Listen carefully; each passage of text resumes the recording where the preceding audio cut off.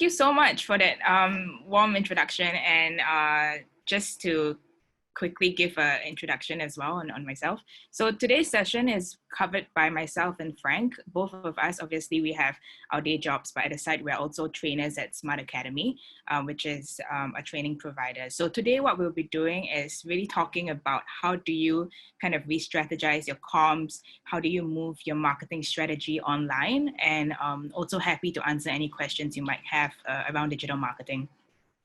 So the key things that I will talk about today is really three things. Number one, how do you basically build your digital marketing plan, right? But I think even before that, I want to just talk about some of the new consumption trends that we are observing during COVID. You know, I think there is a lot of changes during this time. And as marketers, we are also constantly changing and evolving and having to adapt every single day. So I will also share with you guys, you know, what are some of the trends we're seeing and potentially how can we react to those. And after we talk about, you know, building your digital marketing plan, setting the right objectives, I think that the other key thing is also to make sure that you're measuring success in the right manner. So these would be the few key topics. I will have about 10 minutes towards the end of my session to answer any questions you guys might have.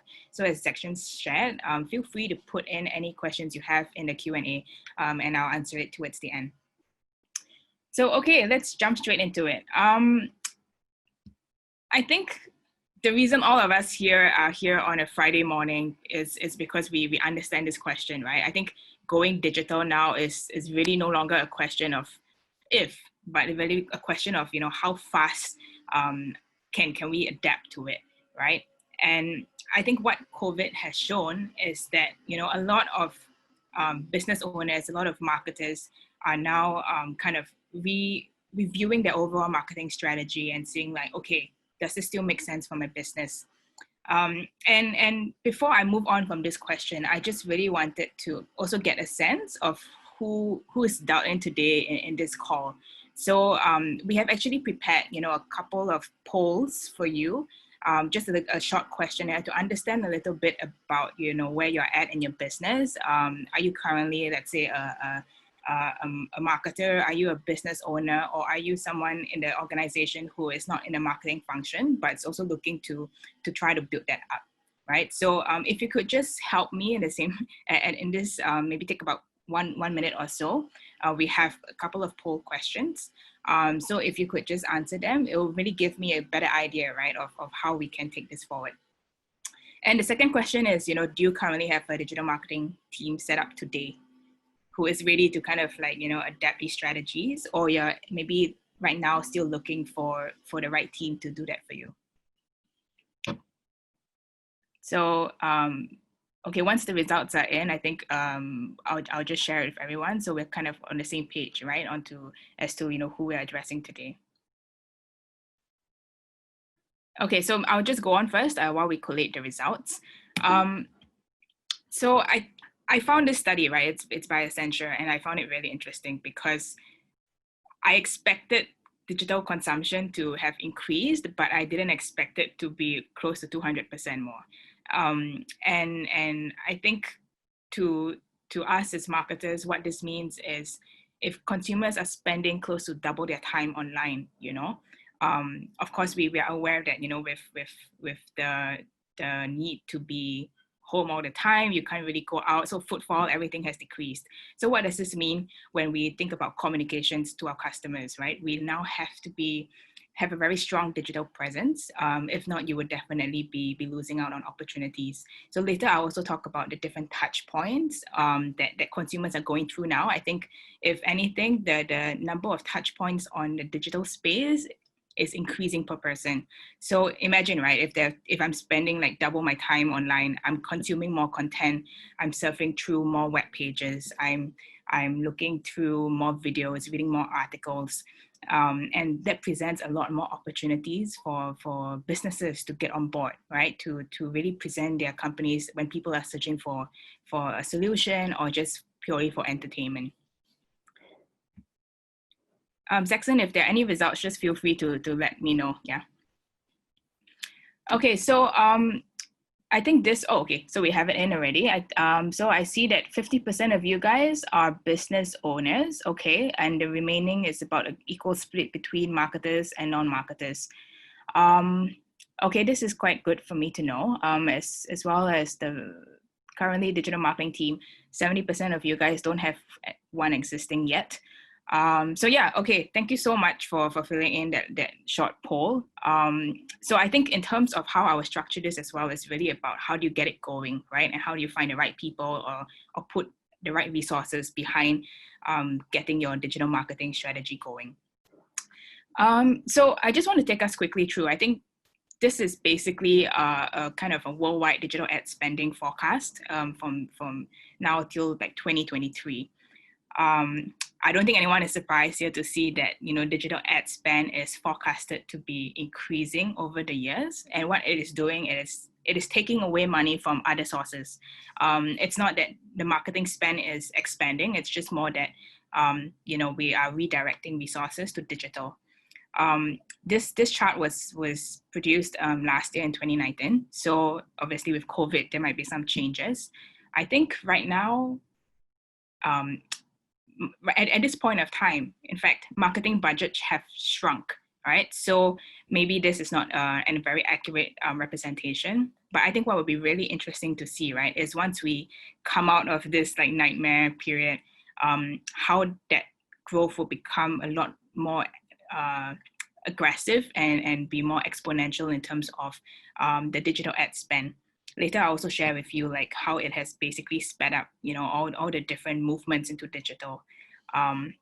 So yeah, I think this is just an indication for you to know that, you know, even pre-COVID times, people are already moving to digital, and how can you also adapt to that? So I think with COVID, consumers have changed, right? I think it's no surprise here how they live, how they work, how they interact, how they socialize. I think now if you really look at it, like hygiene, for example, is a very key factor for consumers, right? It's the fundamentals of everything. I think customers expect that of businesses. I think that's one. Number two, you know, I think the way we are connecting with others even today, right? Like we are connecting virtually. During COVID, I had, you know, multiple sessions with friends on Zoom, having drinks, having food, with colleagues and so on. So we're connecting in a very different sense. People are, because they're staying home a lot more, they are becoming more creative, right? They're learning new things. They are doing painting, they're doing home workouts, they are learning how to cook for the first time, for example, a case in point, me. And so there are many opportunities for brands to leverage on these changing patterns, right? So even you think about food delivery, like there was obviously a trend towards people ordering in more because they didn't want to be going out. And these are just some examples of how we have seen changes across multiple industries. And the key question here really is, you know, consumers are changing, right? And is your business doing the same? How can we capitalize on these changes? How can we ride the trends? If you think about Grab Food, I just want to give an example because obviously I come from Grab. One of the key things for us is previously we have this service called Grab Mart, if some of you guys are not familiar. So Grab Mart is basically our grocery arm where we send groceries to consumers. So at the very start, you know, like Grab Mart was never a priority for the business, right? It was a by the way, but you know, obviously our main bread and butter was still food and transport. And when COVID hit, right, I think that was the decision where we kind of had to do a review and say like, okay, what makes sense for the business?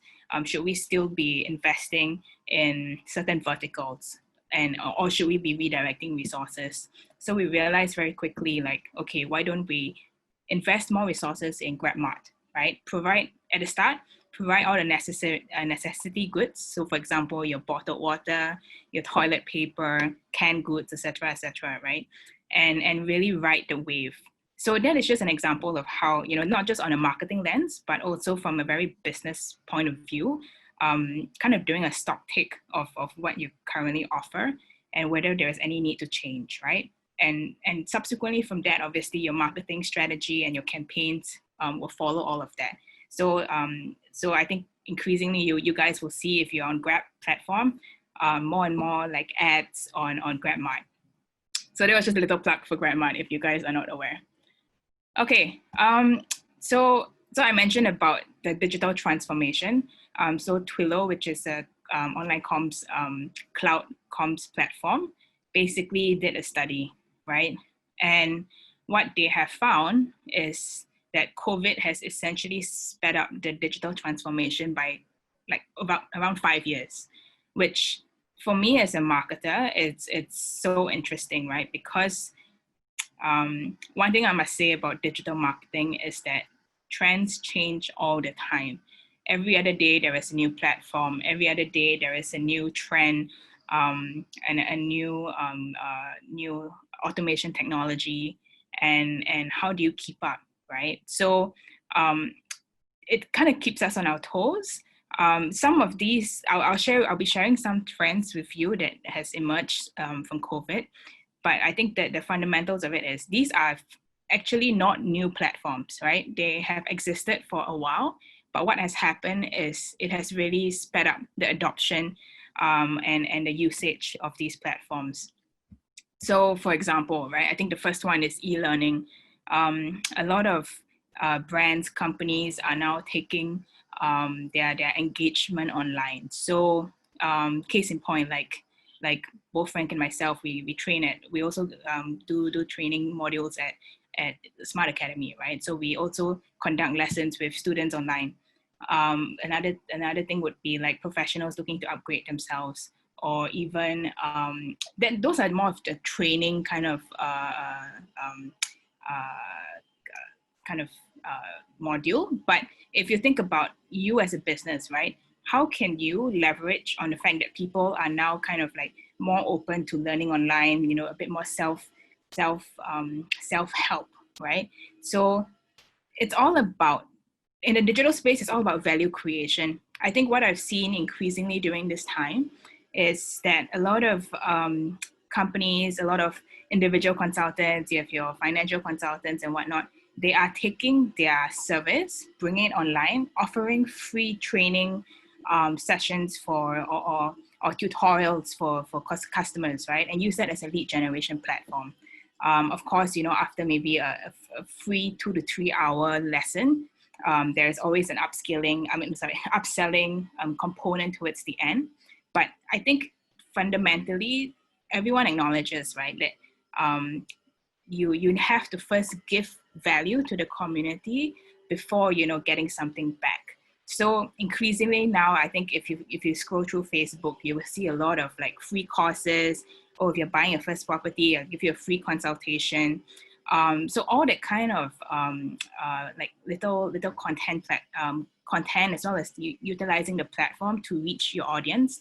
It's really about, you know, like giving something for free at the start, and then is eventually turn that into something you can tap onto and utilize in the future. So I think e-learning is definitely something that's going to be quite a big thing as well. And secondly, you have virtual conferences. So I think this one is really more about, you know, like B2B in the sense. So if you're a B2B business, I think this would work really well for you. So case in point, like for example, now I'm working on Grab Food, right? We're thinking, okay, we have all our F&B partners. How can we continuously engage them during this time? We can't do offline meetings, right? Let's create an online virtual conference forum for all our merchant partners to come together. And if this makes sense for your business, I think a lot of companies are thinking about, okay, how can I still engage during this time when, you know, offline is no longer an option, right? So case in point also, I think like me having, giving a talk now here with all of you is also another example of how virtual conferences are really picking up. Then this slide is more on the social side. So I think one other thing that has really like kind of started to get a lot more traction is live streaming, or what some people call shop streaming. So this trend really started first in China, if you guys follow, people, it basically evolved into this really sophisticated model where people are now selling properties and cars, so on social platforms via live streaming. And brands here have started to take notice. I think like Shopee, for example, have run a series of live streaming where they sell things immediately, with, be it via influencers, or they tap onto their seller network to actually sell the products or do reviews. And this, I foresee this to be one of the trends that would be adopted quite widely, depending again on the nature of your business, right? So if you're in a B2C and you have, very tangible products to sell or SKUs, this could be a good platform for you. I think setting it up on your own can be quite tough, right? You have to have a good enough following or community behind you to want to watch your content, right? Or another way to do it is to really leverage on existing platforms who are doing it and buy into their airtime. So for example, if you see here, Fila, the sports brand, kind of like bought into that segment, right? So the entire portion of time is to sell like Fila goods. I think one thing to note also, if you're even considering doing live streaming, is that it's very resource intensive. It's one of those things where, if you think about it, right, when people dial in for live streaming, they do it after work hours. So you must have a team prepared to work like from 7 all the way to 12 midnight, for example, or even prepare it for the next day. So it's something that's quite resource heavy. I'm also very interested to see how this platform will eventually evolve. But I think it's something for us to really like kind of take note, right? And then of course, when we talk about social, we cannot not talk about social influencers. I think they have existed for quite some time now. What COVID has done essentially is kind of this like natural filter system, right? I think now consumers are a lot more discerning. They want to hear from brands that are authentic. So even when, let's say, I'm following an influencer, I want to make sure like she is genuine, I can really trust her, and not just another very generic influencer that says great things about every single brand that she's promoting, right? So a lot of these influencers are now focusing on creating their own brand, personal brand. And imagine, and if let's say you're thinking about your social media strategy, right? And you're thinking about engaging social influencers, I think that is definitely one thing to think about, right? Instead of chasing after the number of followers and likes, which can be very inflated, think about who you're looking to represent your brand, right? Frank will later talk more about social media, but I think this is just one thing I wanted to touch upon, which is, like really finding the right people to be your mouthpiece. And I think the second thing is also, do influencers help you to sell the products, right? I think at the end of the day, they could potentially help to drive awareness of your service, of your offering. But are they maybe the right people to help you sell your furniture, for example? So it's always about finding the right fit.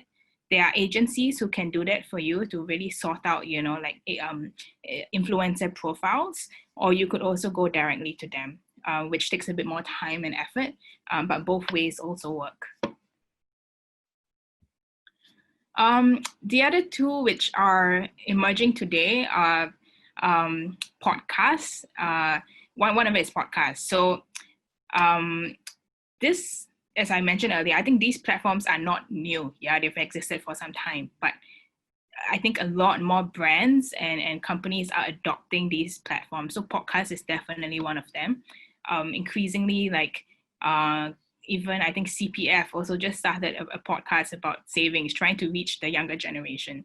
And how do you leverage on new channels such as these to really communicate your brand across, right?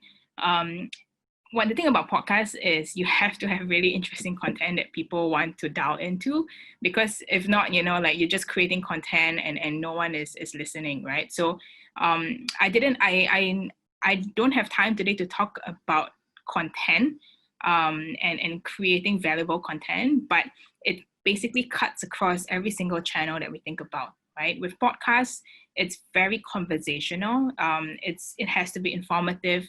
I spoke about giving value back, right? So these are really channels where you have to invest resources in. You might not necessarily see like immediate ROI, but these all kind of help to build your brand equity and your thought leadership. And again, it really depends on what kind of business you have and whether or not podcasts work for you. And then the last one I want to talk about is UGC, which is a huge topic. UGC is basically user-generated content, right? So if you guys are familiar with TikTok, for example, that entire platform is user-generated content. So how do brands leverage on this, right? I think UGC is basically any marketer's dream, right? Because essentially what it means, it's people are creating content for you. Like, it's free, you don't have to spend money on production, and people are kind of talking about your brand in a very organic manner, and it's being spread, right? So that drives a lot of brand equity for you. So I think the key question here is, how do you actually get people to talk about your brand on social media, which is the golden question, right? There are many ways. I think obviously you can do it via paid means. So for example, with TikTok, brands are now looking to see, oh, can I do a branded content? Can I sponsor this kind of brand takeover, right? So maybe I get certain influencers on TikTok to start a trend, right? And then, for example, if you can see here, guests in my denim, and then they get more and more people to shoot a video of themselves, with in their jeans and doing a particular activity and so on. So it's a very new space, which Frank will talk about later as well. But I think a lot of marketers, myself included, we are still trying to figure out exactly how do you really harness the idea of this like social community, right? A lot of the advertising space within TikTok is still in the beta stage because, again, it's such a new platform. So brands are also kind of like seeing how they can tap onto that. And if this is something that you're also thinking about, I think the key thing is here to just really try and experiment. I think I'll share some kind of takeaways later, but I think this is definitely a space for us to watch. And UGC is one of those things that, if possible to harness on social media, would be a really great platform for you. So I just wanted to take some time to also share with you guys what are some of the new trends, right, with COVID that we're seeing. So I think the first things first is customers are now expecting a lot of brand authenticity.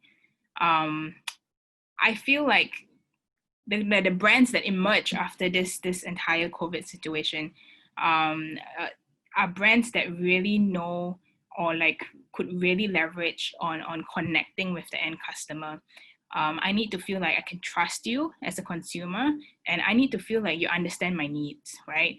And more importantly, it's like, oh, is this company also displaying a level of empathy? I think everyone is going a very difficult time, right? So so for example, I'm taking Grab Food again, or Grab, right? When if you think about it, during this time, transportation has dropped a lot, right? Which is obviously our bread and butter business. But at the same time, Grab Food has saw an increase in usage. So I think to many of the public eye, it's like, oh, okay, Grab Food is doing really well, right? And they're succeeding so well as a business. Like, what are they doing to give back?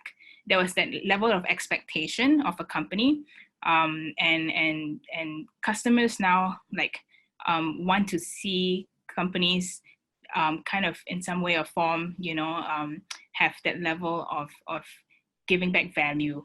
So there were a lot of questions around that, right? And of course, we were doing things like investing in hygiene and so on and so forth, giving back to our merchant partners and food delivery riders.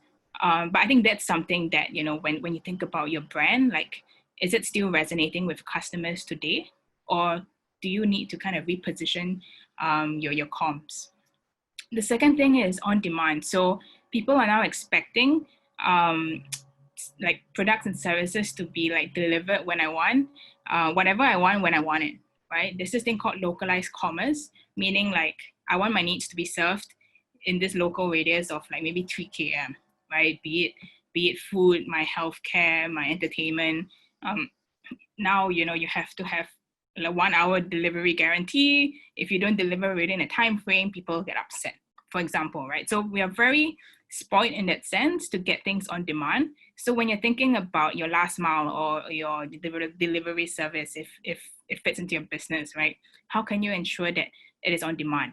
And not even that, right? But I think your customer helpline or customer service, if people are expecting that kind of immediacy, responding within 2 to 3 business days no longer cuts it anymore. And people are looking at things like right now. So I think that's also something to take note. The third one is about more digital touch points. So I shared about this earlier, but what has happened is because people are spending more time online, the touch points have also increased, right? So across evaluation stage, right, which is maybe I'm still in the consideration stage. Now I'm going through more search results. I'm reading more reviews, right? I'm looking through influencer blogs and their Instagram to hear more about your product. So there is a lot more time spent online doing evaluation or discovery, right? And the key thing here is, when you think about customers' touch point, is your business there when people are looking for it, right? If imagine we find that there's a surge in spike, there's a spike in search for things like fitness attire, right? And maybe you're in the business of fitness. Could you then leverage on that increase in search to make sure that when people are searching for fitness attire or gear, your brand is always showing up, right? Be it via paid search or organic search. So these are very like key things to know, like what are the new trends and how can you capitalize on that? Then the second thing is obviously purchase. I think now increasingly there are more touch points as well for people to buy, right? Maybe in previous times you had to go offline to the shop itself and give you money. Right now, there's so many online ways to make that purchase, be it by e-commerce or marketplaces, cashless payments, that you really have to take it online for people to make that final purchase touch point. And then of course with all of that, right, with all the different touch points, you also have to know your customer. I think increasingly customers are expecting you to know who they are. I think many of us have had that like very frustrating experience of going through, let's say, like customer service or maybe with telcos, for example, right? You have a issue with your plan. You go online, you fill in a form, you state your problem statement and everything else. You submit the form. Maybe after a day or two, you don't hear back, right? Maybe you go on the social media and you send the same thing again. And then someone calls you and they ask you, hey, so what's your problem, right? And that's very frustrating because you got to repeat yourself. And basically what that shows, it's right now today, it's still very fragmented, how brands are piecing all of that together. The faster you can get a unified kind of view of your single customer, the better it is, right? And what's happening now with COVID is that there are more breadcrumbs being left online by your customers. So it's all about, kind of making sense of all of that. There are a lot of tools available, automation tools, MarTech, CRM, that can help you to give a better view of who your customer is, so that next time when, let's say, you speak to me as Denise, you already have a full understanding of my needs and wants.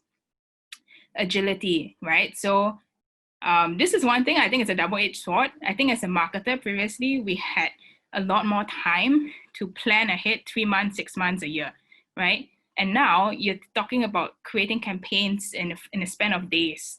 There is an expectation that you need to be reacting very quickly. There's this term called trend jacking, which is basically hijacking trends today, and being very relevant to what's happening on the ground.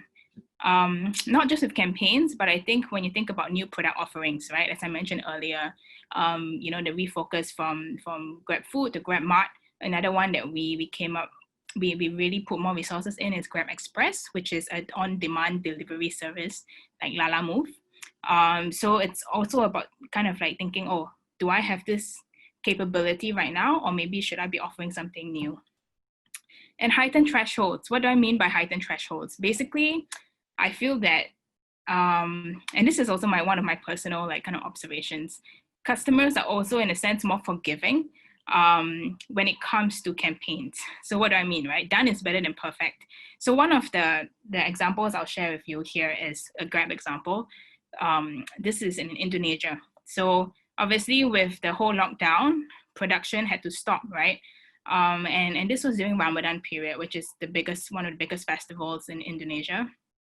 So when production is halted, you can't get talent, you can't film, you can't produce, what happens, right? So the entire team was like, okay, let's just, you know what, DIY the whole thing at home, right? So we got the lyrics to be composed by Grab employees. We did DIY props. We shot the music video entirely at home. The talent was consisted of like children and wives and family members. And it was done on very minimal budget. And I think this, you probably have seen more and more of such very DIY home created videos and being produced, right? I think out of circumstance. And I think it will only just pave the way to more very organic kind of content. Not saying that, you know, the massive budgets for professional production will no longer happen, but I think with this, there will be less need for very polished, like very harnessed, like sending to festivals kind of production quality, but also customers are very accepting nowadays to very organic and DIY stuff. I think at the end of the day, it boils down to also what kind of content that you have. This last two things is online communities, right? So I think if anything, because everyone's now locked in at home and obviously we are connected on social, the online community space has really like grown, right? And what do I mean by that?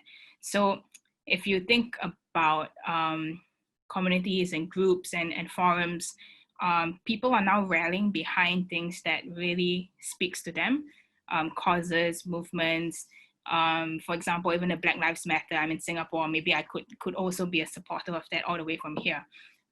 Closer to home, right? You have groups like Hawkers United on Facebook, which I think now has over like 300,000 followers, which is basically a platform to help local hawkers to thrive by basically sharing, you know, tips and like, hey, I went to this hawker center and there's this great place, you know, go and support them.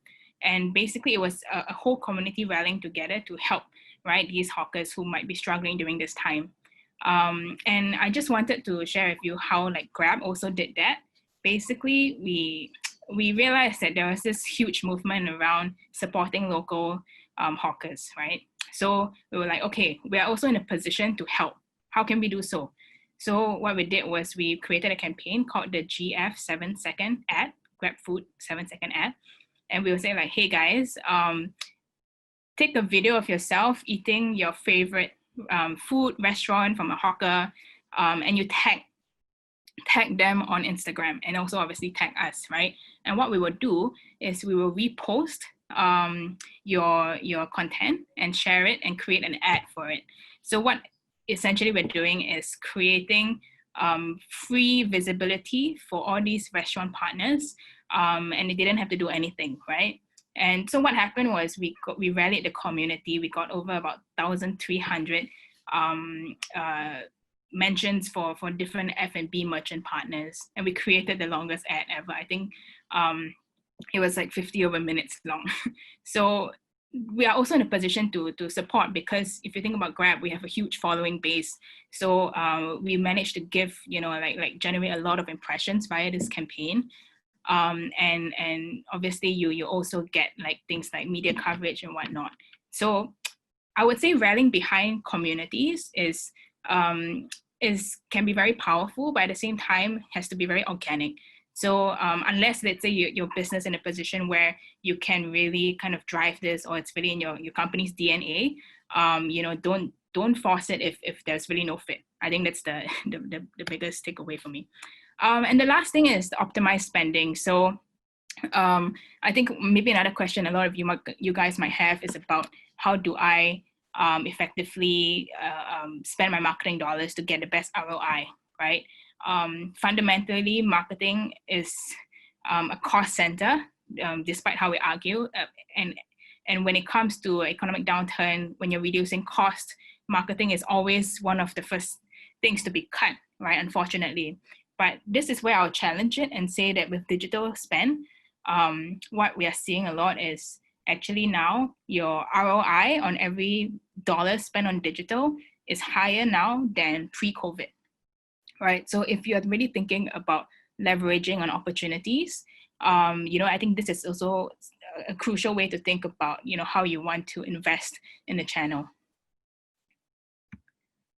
Right, okay, so I think I've just shared a lot about trends. I just want to quickly talk about building your digital marketing strategy, right? So first and foremost, I always share this. Before you even think about, I want to start a social media channel, I want to run a Facebook ad, how do I do that? You have to go back to the fundamentals and think about what goals you're trying to achieve. What is your end objective, right? And then you have to think about, okay, once you have your objective set out, I think objectives is very tied to both.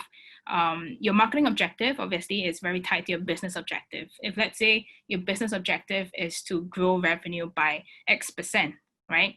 Or roll out a new product offering, right? And then when you think about the marketing objective, is how can you create very tactical campaigns to meet those objectives?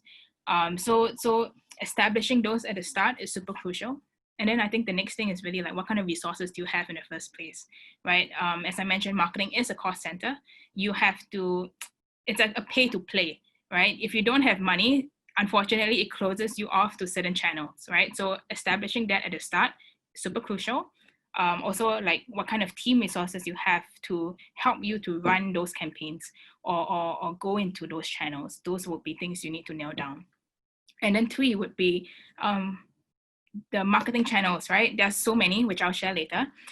Which one do you really need to go into? Or do you want to go into all? Because there's way too many, right? You don't want to spread it too thin. So it's about the evaluation also.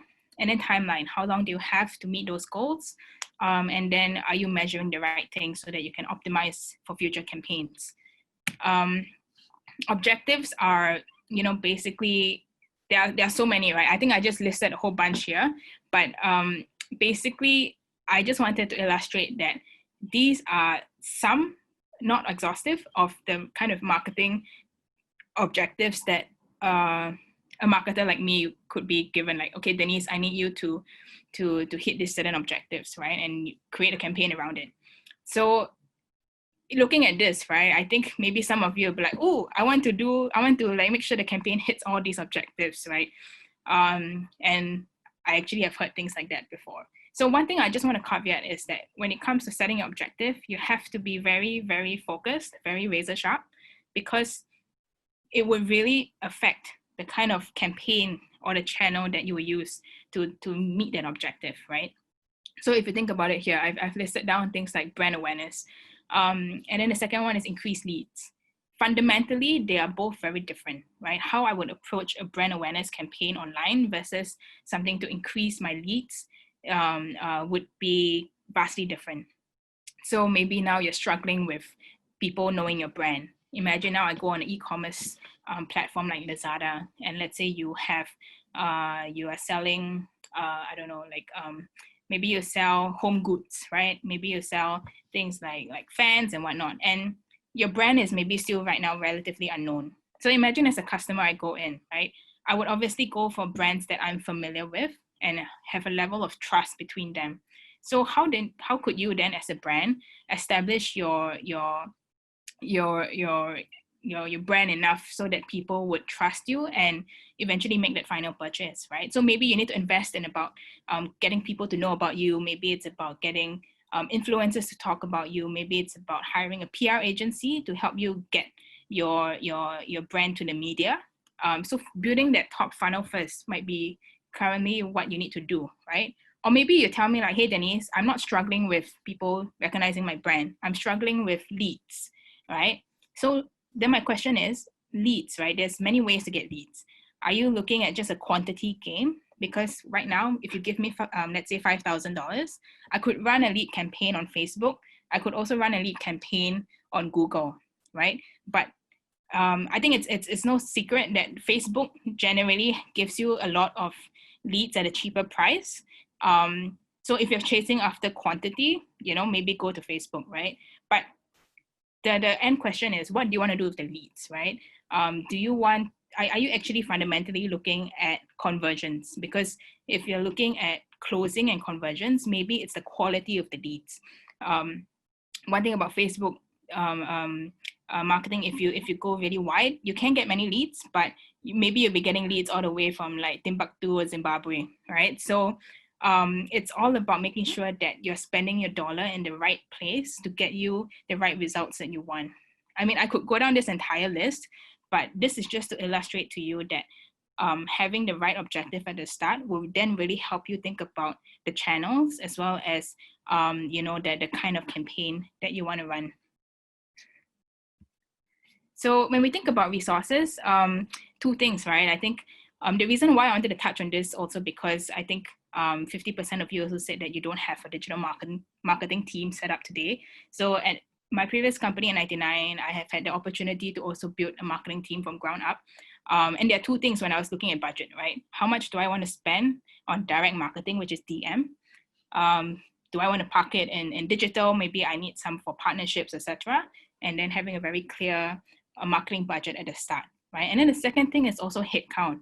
Like how do I even get there to my goals, right?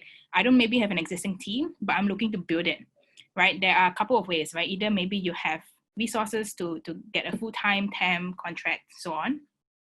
But maybe you're saying like, hey, Denise, I don't actually have that kind of headcount cost right now. So another option for you to consider is to outsource, right? There are also agencies who can take it wholesale for you to create your social media strategy, run your social media page, do that community management for you. So there are options out in the market. You just have to basically reach out. But fundamentally, it's about how much resources do you have on hand. I wanted to just quickly share with you guys also in terms of the digital marketing channels that are out there available. I'm not too sure how many you guys are familiar with, but every channel serves a very different objective, right? Obviously, you have all your social like Facebook, Instagram, Twitter, Snapchat, YouTube, which is a lot of engagement. I also included things like email here. Didn't really talk about it, but how can you really harness email and CRM, which is customer relationship management? So things like a drip campaign, meaning maybe you put in your details for me. Every 3 days, I send you a recommendation, right? Do you have that in place to reconnect with your customers? Or maybe here I have a WordPress logo, which is just signifying like content marketing. Maybe you realize that in your industry, you need to educate a lot. So when I was in 99Co, which is a property marketplace, when it comes to property, it's a very big decision, right? And people have a lot of questions. So we realized that creating a blog for us was very, very crucial. And we want to make sure that we are creating content that people are searching for. So for example, maybe I'm a first-time home buyer. I'm looking for how much do I pay agents in commission, right? Can I negotiate that? And then we'll create articles around it, right? So it's always about, thinking about your end customer. What are some of the touch points or the pain points they're going through? And think about, taking a step back and think about, okay, is it relevant for me to invest in those channels? And then I also included in some messenger apps. So things like companies are also investing in things like chatbots, 24/7 kind of response, or maybe you're not at a period where you want to have automation yet. Then it could be the fact of matter like you have someone who is managing a Telegram for you to answer customers' queries. But then of course there would be some level of headcount resource to manage those channels. So I think starting a brand new channel is very easy. I think it's maintaining it that's always the challenge. So before you think about, maybe I want to start my Instagram page right after today's class, right? You got to think about how much resource and time you have to create content for it, to sustain and to grow.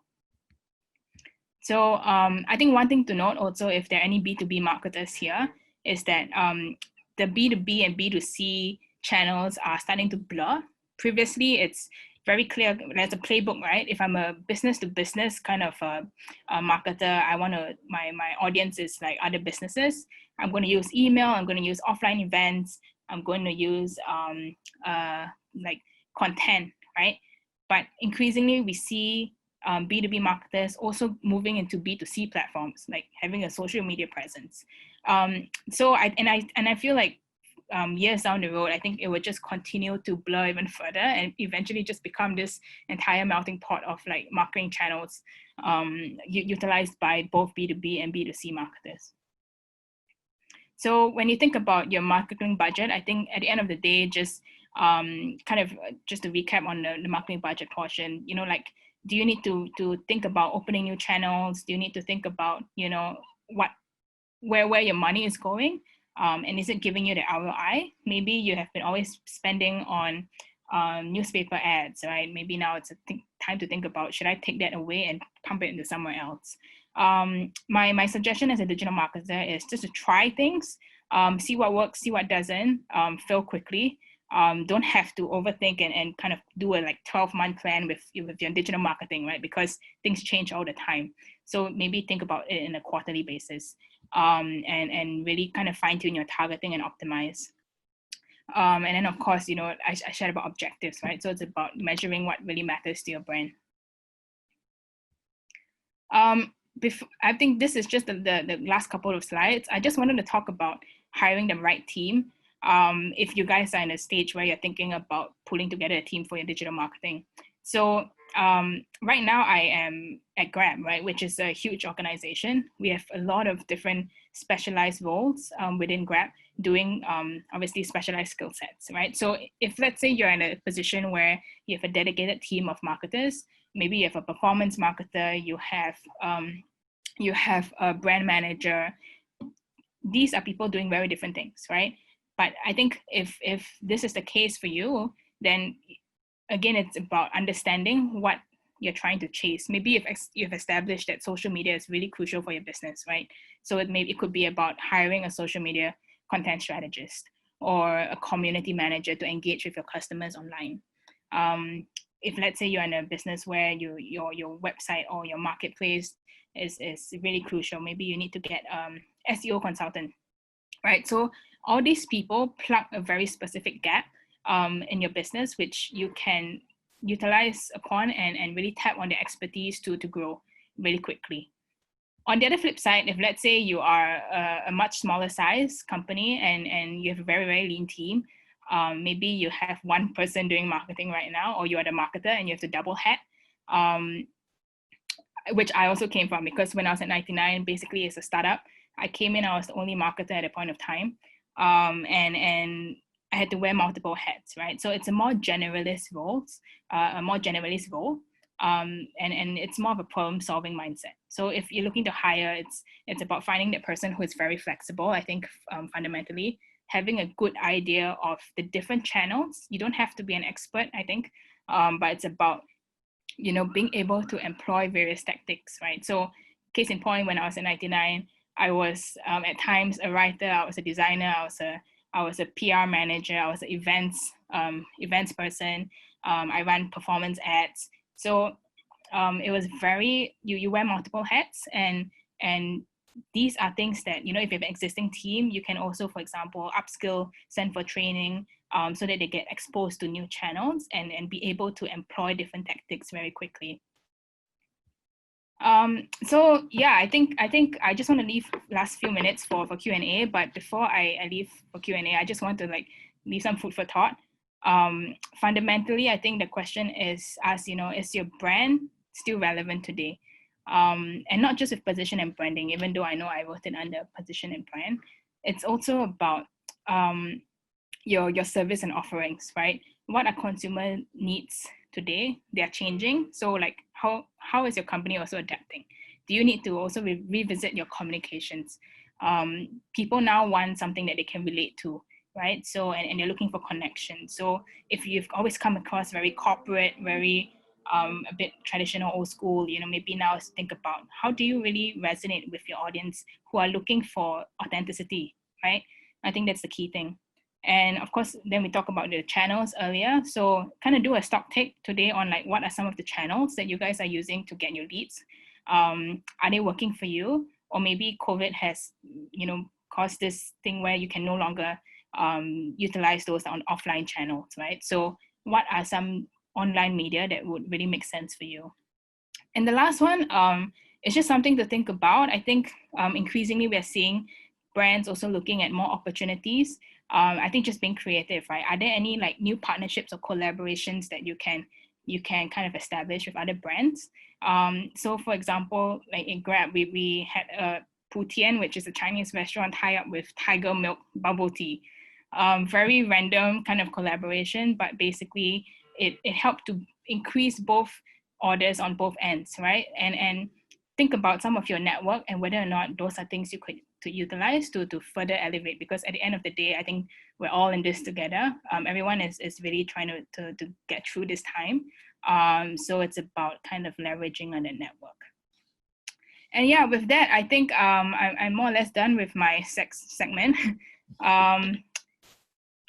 Jackson, yeah, are there any questions for me? Yep, actually quite a lot. Thank you, Dennis, for the insightful sharing. So due to time constraint, we try to address as much as we can. So yeah, I think I'll just kick off with, because the participant has been asking quite a number of interesting questions. So first thing first, hold on, give me a very quick minute. Okay, so first thing first, so okay, this participant actually asked a very good question. How can brands create real customer value beyond just advertising and sales-driven campaign? Because we see as a consumer, we are all consumers. So when we see online campaigns, digital advertising, advertisement, it's all prompt me to go and buy things when there's a big promotion and want me to focus on money. So how can brands create? Because this is always a thinking process for all the companies. How can brand create real customer value beyond just like lure them to buy and spend?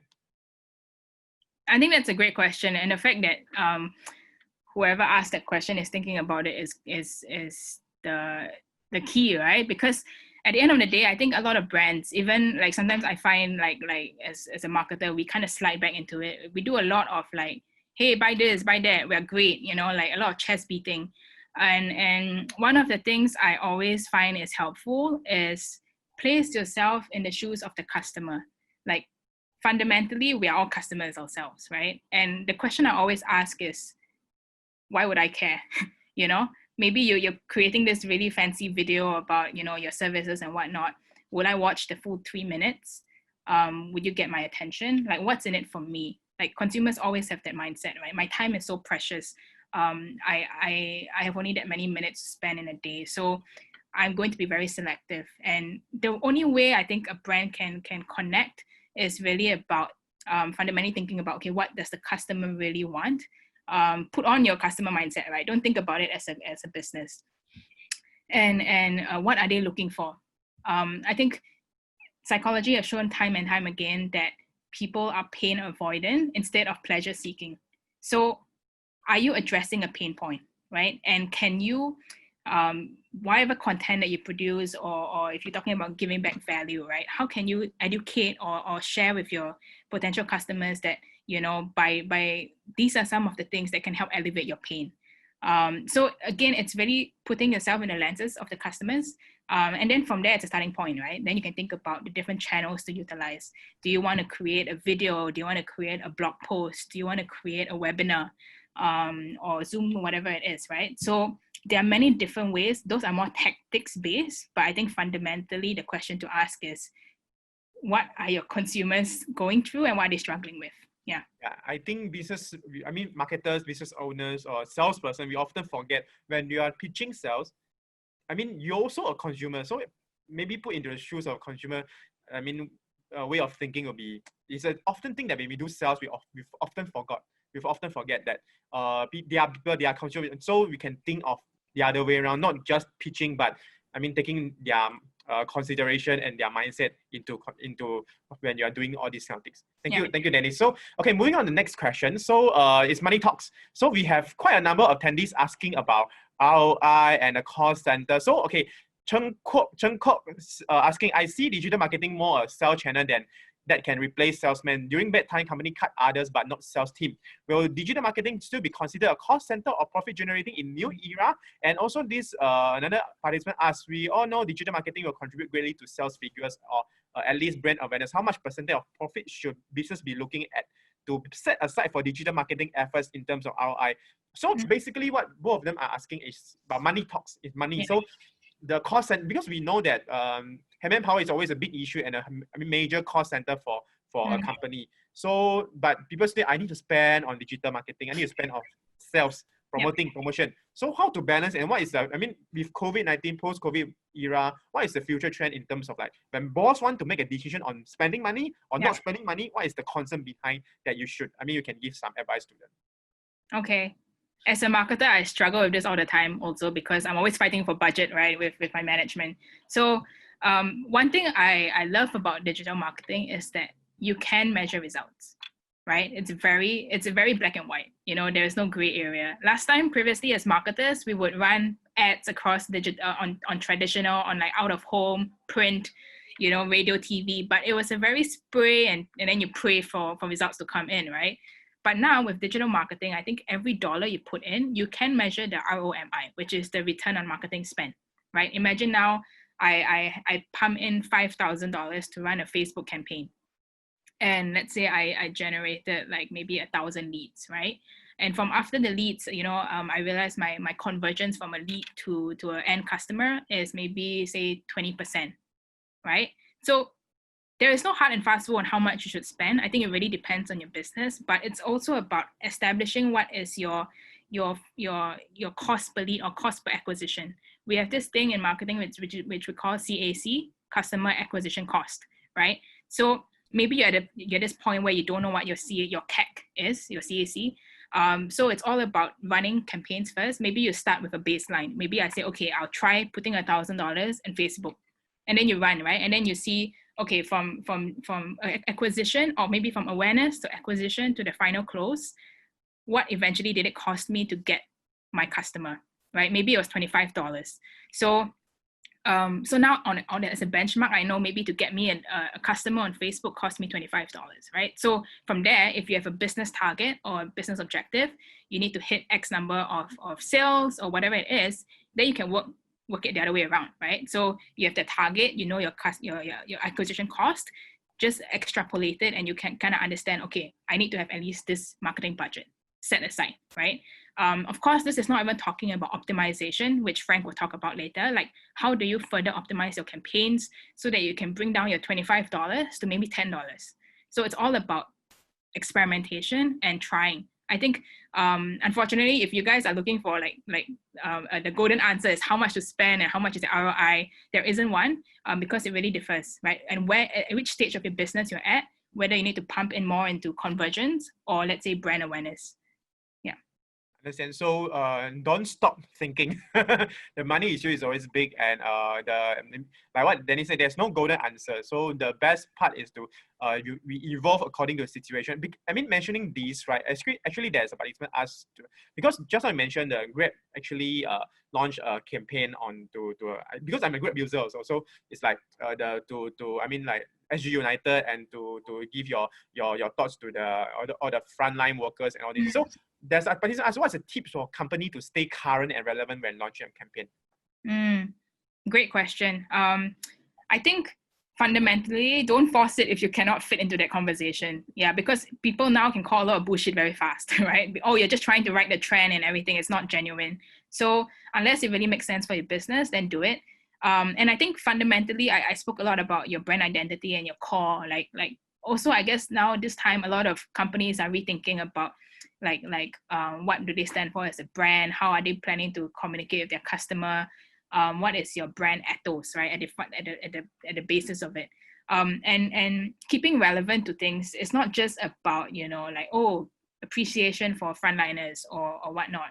It could also be things like what is currently trending, right?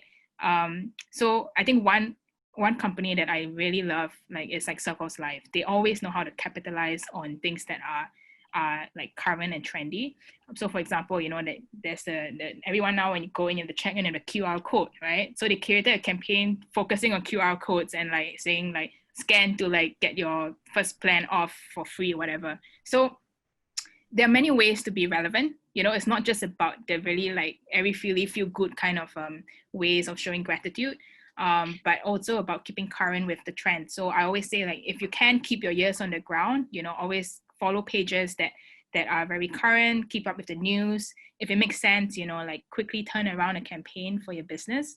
But I think my key advice is, if you can't find something to that really resonates with you as a brand, don't force it, because you will spend all this time creating, and what will happen is it just kind of sits there and no one cares about it.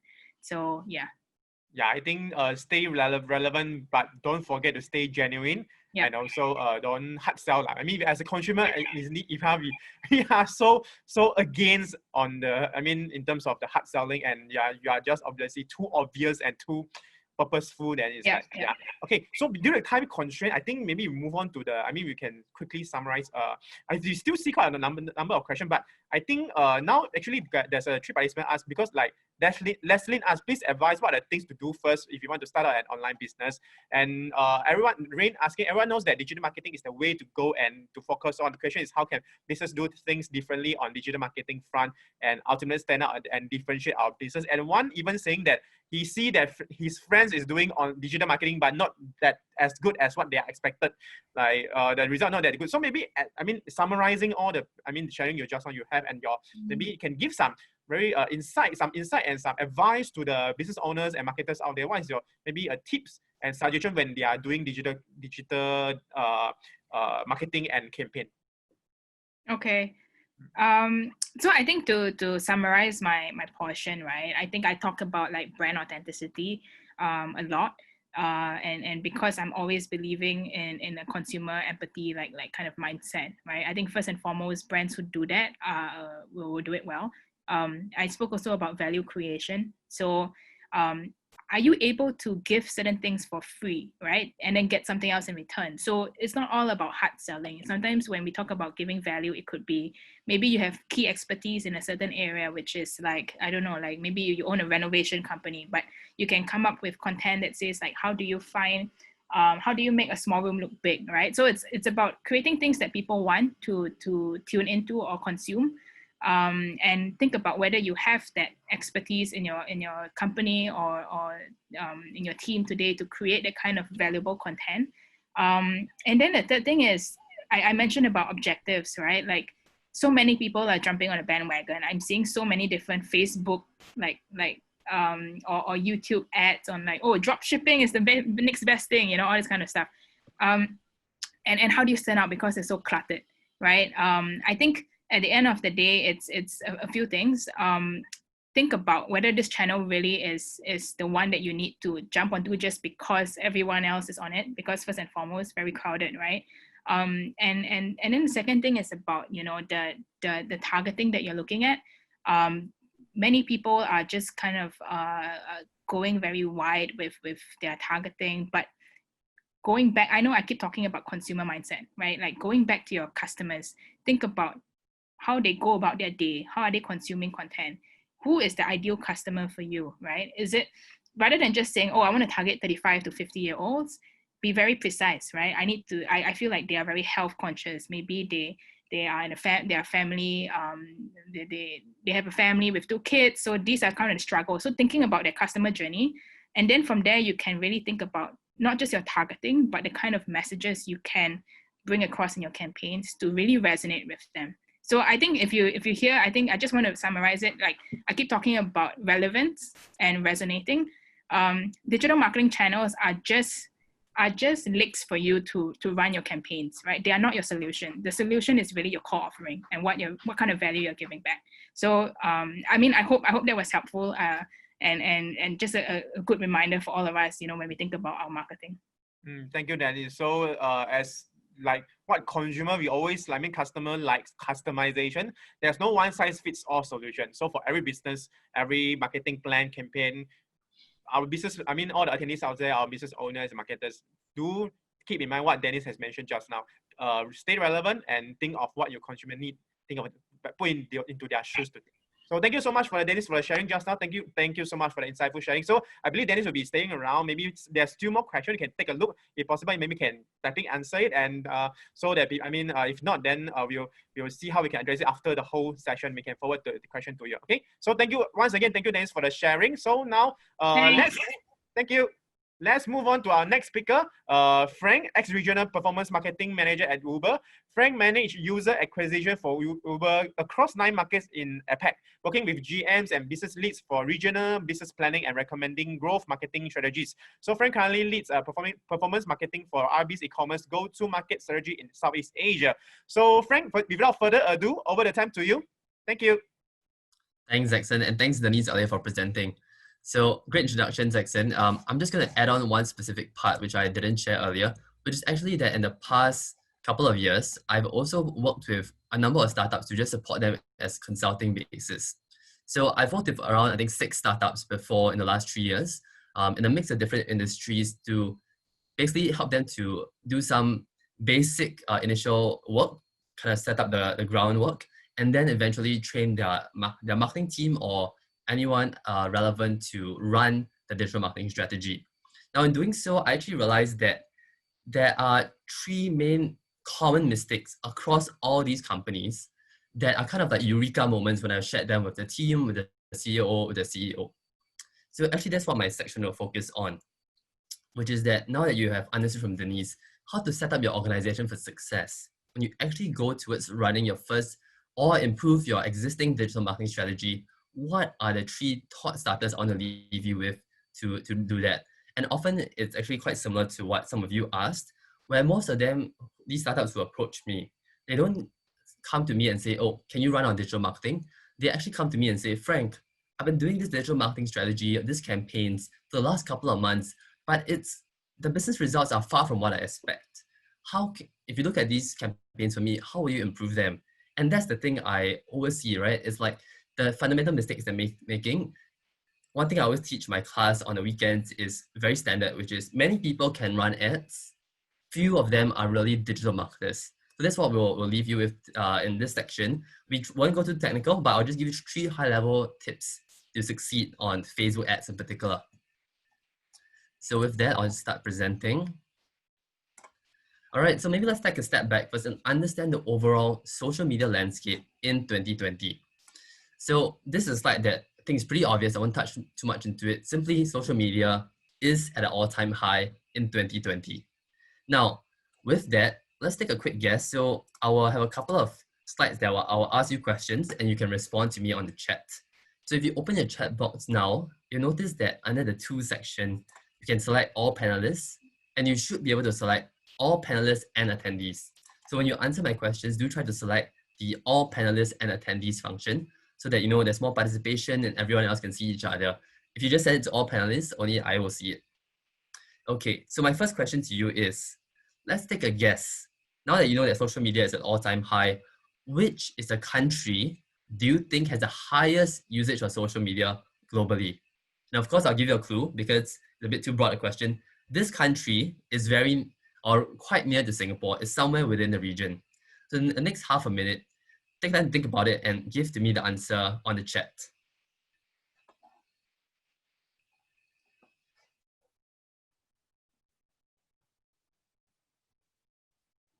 So lots of different responses. We have China, Indonesia, Philippines. Let's see what else. And India as well. That's a good one. Okay, so lots of guesses here. People also guessing Singapore now. A couple of guesses for Singapore, Malaysia. Okay, so I like the guesses. Some of you may not be able to see all of it because it's being sent to all panelists. But let me reveal the answer. So thanks to all to your participation. Most of you are actually quite near to the answer.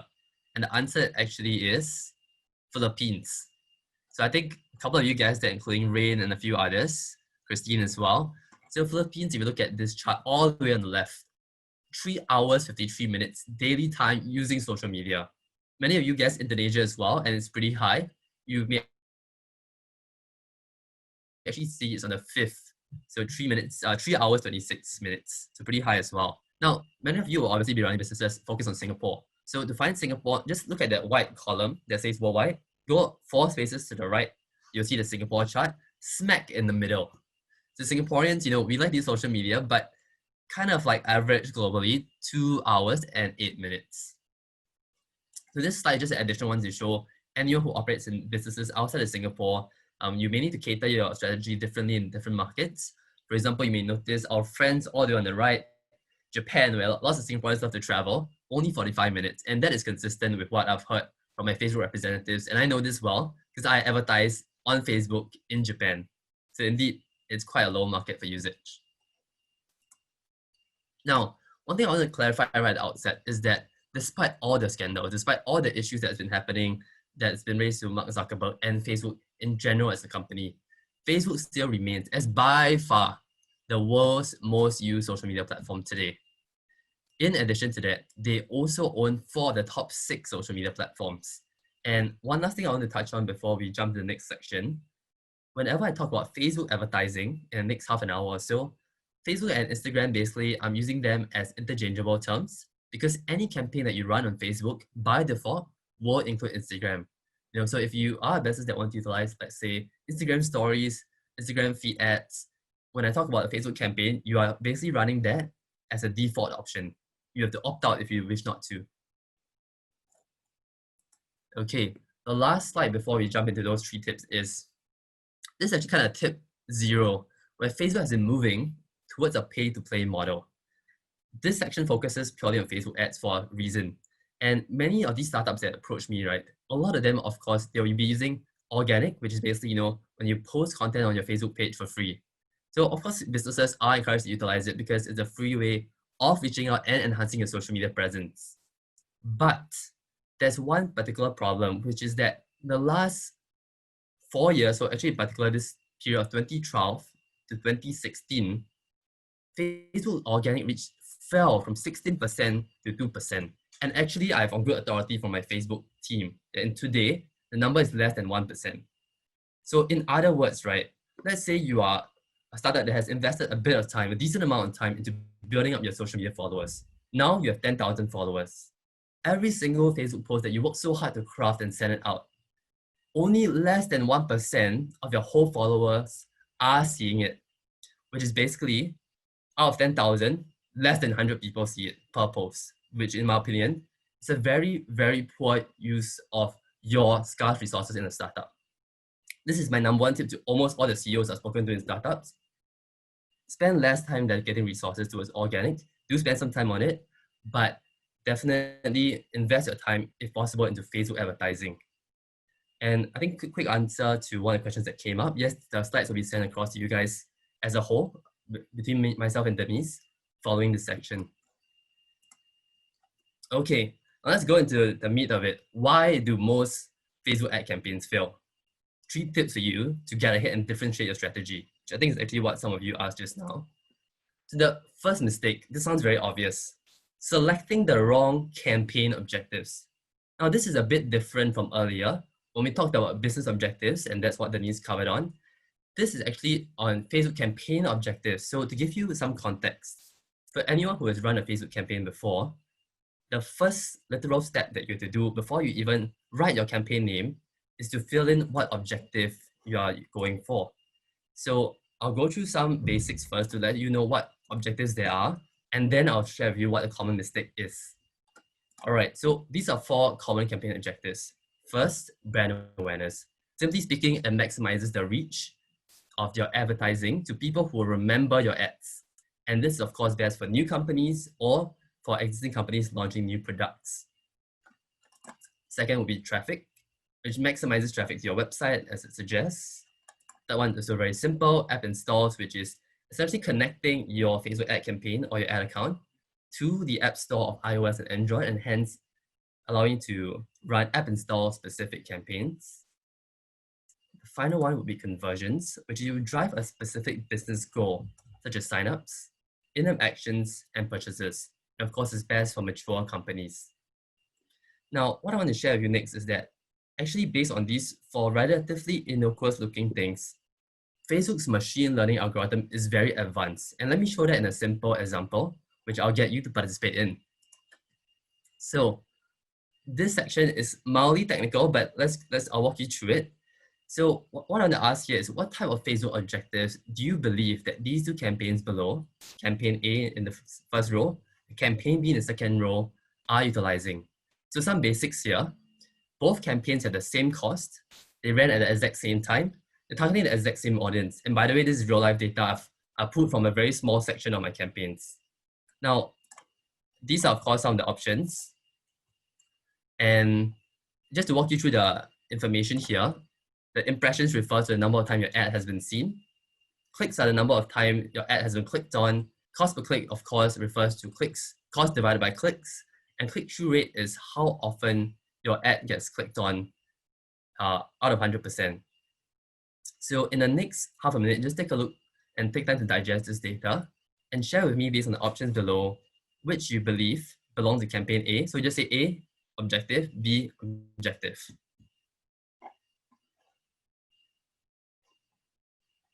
I'll give you some time to look through it.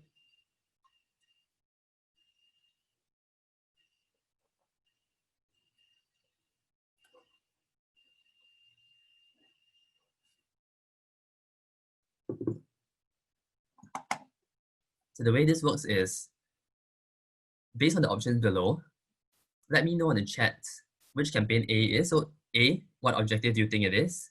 And B, what objective do you think it is?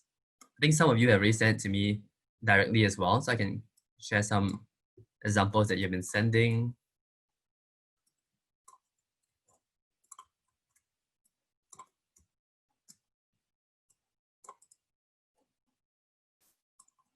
Okay, so quite a lot of different guesses here. So many of you are guessing awareness, conversion, traffic conversions.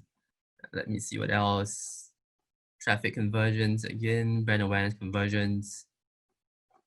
So I think most of you are on the right track here in terms of how you're looking at it. Let me just see the last few comments that came in. Yep, so most of you guessed that B is either conversions or traffic, A is either awareness or traffic. So I'll just give you the answer. The answer actually is campaign A is running a brand awareness objective. Campaign B is running a traffic objective.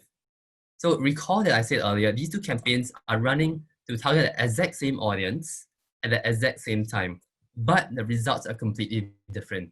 This is the first mistake I often see from many startups. They come to me, Frank, Facebook is not working well for me. I think it's useless. I take a look at the campaign, first thing I see, this company wants to run a conversion-based campaign, but they're running brand awareness objective. Or this company wants to run a brand awareness objective, and they're running a traffic-based campaign. It's very, very common. So what I want to leave you with is to know that Facebook's machine algorithm actually understands straight away, even if your audience is the same or it's generic, how to get this specific goal. What it's doing, for example, with the traffic objective, is that it's targeting people that it knows based on the last 90 or their whole user lifetime is much more likely to click on ads than the average person. And hence, your ad will only display to this specific group of people. Similar for brand awareness and similar for conversions. So you can see with these, the data here, what I'll just quickly walk you through is that campaign A, Facebook's algorithm is like, this guy wants me to maximize the reach of people who remember his ads. Hence, I'm going to give him as many impressions as I can get for his particular budget, which is 3,000. Hence itself to 2.2 million people. On the other hand, campaign B was like, okay, this guy wants to drive traffic to his website. Hence, I'll drive as many clicks as possible to his website with as cheap a price as possible. So you notice that actually the second campaign has 3 times lower cost per click than the first campaign. So that is the first thing really, that different campaign objectives target substantially different groups of users. So once you know how Facebook's machine learning algorithm works, you will be much closer to succeeding in a very good campaign. So we'll move on from this section.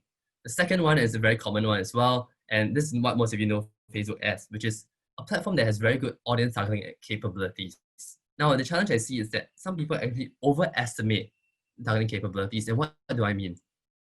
So again, I'll take a step back to show you what the actual targeting capabilities are, and I'll jump into a very small exercise that will help to reveal a bit more about how it works.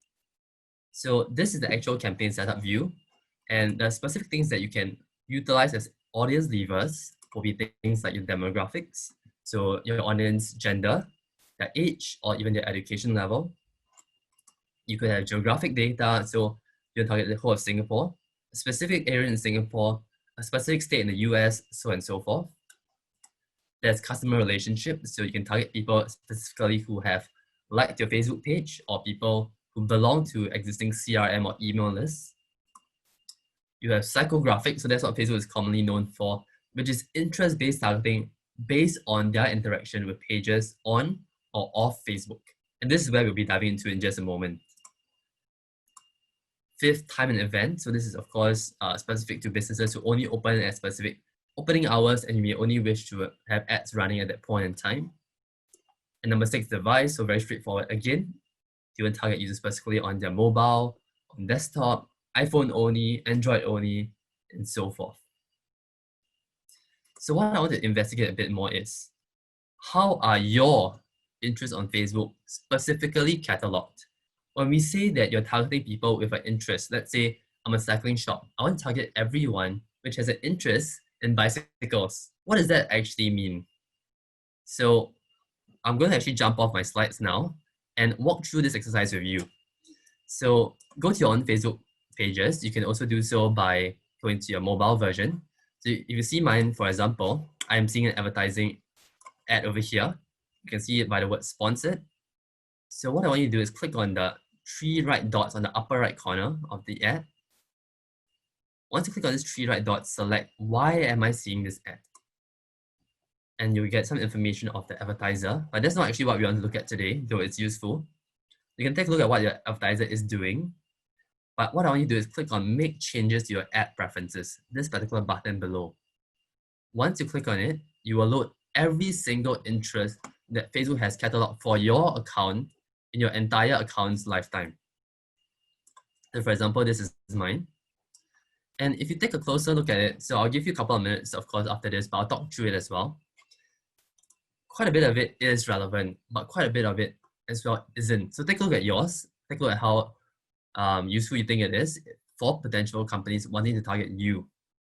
Let's say, for example, I looked at my hobbies and activities. Hobbies and activities is a very, very common utilized interest. So in this case, they think, for example, that Facebook believes I am interested in boats, interested in automobiles, interested in cats, interested in gardens. So I don't own a garden. I've never been on a boat. I've never owned a car. I'm not interested in cats. I don't even watch Star Trek, and I don't even know what Vulcan is. Melanin, I believe, is nutrition or something to do with sunlight. I don't really know what it is either. Pets, no interest in it. Some of it is relevant. For example, refrigeration. I am in the market for a fridge right now, so some of it is decent. Earlier, there was cruise as well. Again, I've never been on a cruise and I have no interest to be on one, especially right now. So what I'm trying to show you here is, just because you're trying to target an interest on Facebook doesn't mean you are actually targeting users who will be interested. What often is happening is that maybe in the past, I've been to one particular article or one particular Facebook page that has to do with garden or cats or boats or melanin or Star Trek. Sometimes even unknowingly, right? Because you just click on random articles on Facebook. And because of that, Facebook has cataloged as an interest for me.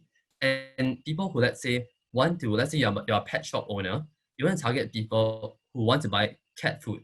And you go to your interest and you target people, cats. That is the thing that almost all startups will mistake. I will see them come in, they're like, oh, Frank, I'm a cat shop, or I'm a pet shop selling any kind of accessories for cats, like food and other medical equipment. I'm targeting people who are interested in cats. Hence, I've essentially won Facebook. I am targeting exactly what my business needs. Actually, not really, right? Because how many people you think are like me who have this interest here, cats, but do not own a cat? I would wager at least 80 to 90% of people with this interest do not own a cat. So that is the second most common mistake. People overestimating the targeting capabilities. So of course, after this session, you can spend a bit more time looking at this. But in view of time, I'll move on. It's quite fun to see your own interests actually, because you know actually the percentage of which you think are relevant, which you think are totally irrelevant. So what does that mean for your actual digital marketing strategy? So one of my clients recently came to me and they're like, Frank, I'm an e-commerce company looking to acquire more e-commerce sellers. Hence, what I'm doing is what you see here, which is you look at that box on the left, it says interest, additional interest, e-commerce. So they think, okay, I'm done. I'm an e-commerce company. I'm looking to acquire more e-commerce sellers. I'm targeting people interested in e-commerce. You know, that's the end of my strategy. And when I look at it, I'm like, okay, the overall Facebook and Instagram reach in Singapore, or the audience size, is 4.8 million people. If you take a look at a small blurb on the right-hand side, where it says audience size, and you see this kind of like speed down, you see below the potential reach is 1.6 million people through this interest. So what I would tell this client is, if your targeted audience, e-commerce in this case, consists of every 1 in 3 Singaporeans, let me give you a hint. It's probably not targeted. Is there really a chance that every 1 in 3 Singaporean is interested to become an e-commerce seller today? Definitely not. I would say it's probably 1 in 300 or 1 in 3,000, right? So this is completely not a good targeting strategy at all. What you should do, and this is something I'll leave you with as a thought starter, spend some time to think about interests that users in this space would be uniquely interested in. For example, a real e-commerce seller may know of this company called Shopify, which enables, of course, e-commerce transactions on their website. This particular interest, if you see it below, has a lot lower reach, 400,000 people, but this is targeted sufficiently to what they want. So, you know, e-commerce can be more generic or can be too generic, because you and I can also be interested in e-commerce simply because we bought from Shopee once in our lives. But people who are actually interested and have been to the website of Shopify, now this guy may be a real potential e-commerce seller. So that's the second tip. Know what Facebook targeting actually is and how yours is being cataloged. Okay, mistake 3. This is a very simple one, not really technical at all. So this is companies writing and designing uncompelling ads. So this ad on the left is probably the worst ad I've seen in my life. And this ad on the right, so by PSB Academy. Can anyone tell me on the chat what they think is wrong with this particular ad? So in the next 1 minute, spend some time looking at it and share with us in the chat what you think is wrong with this particular ad from PSB Academy.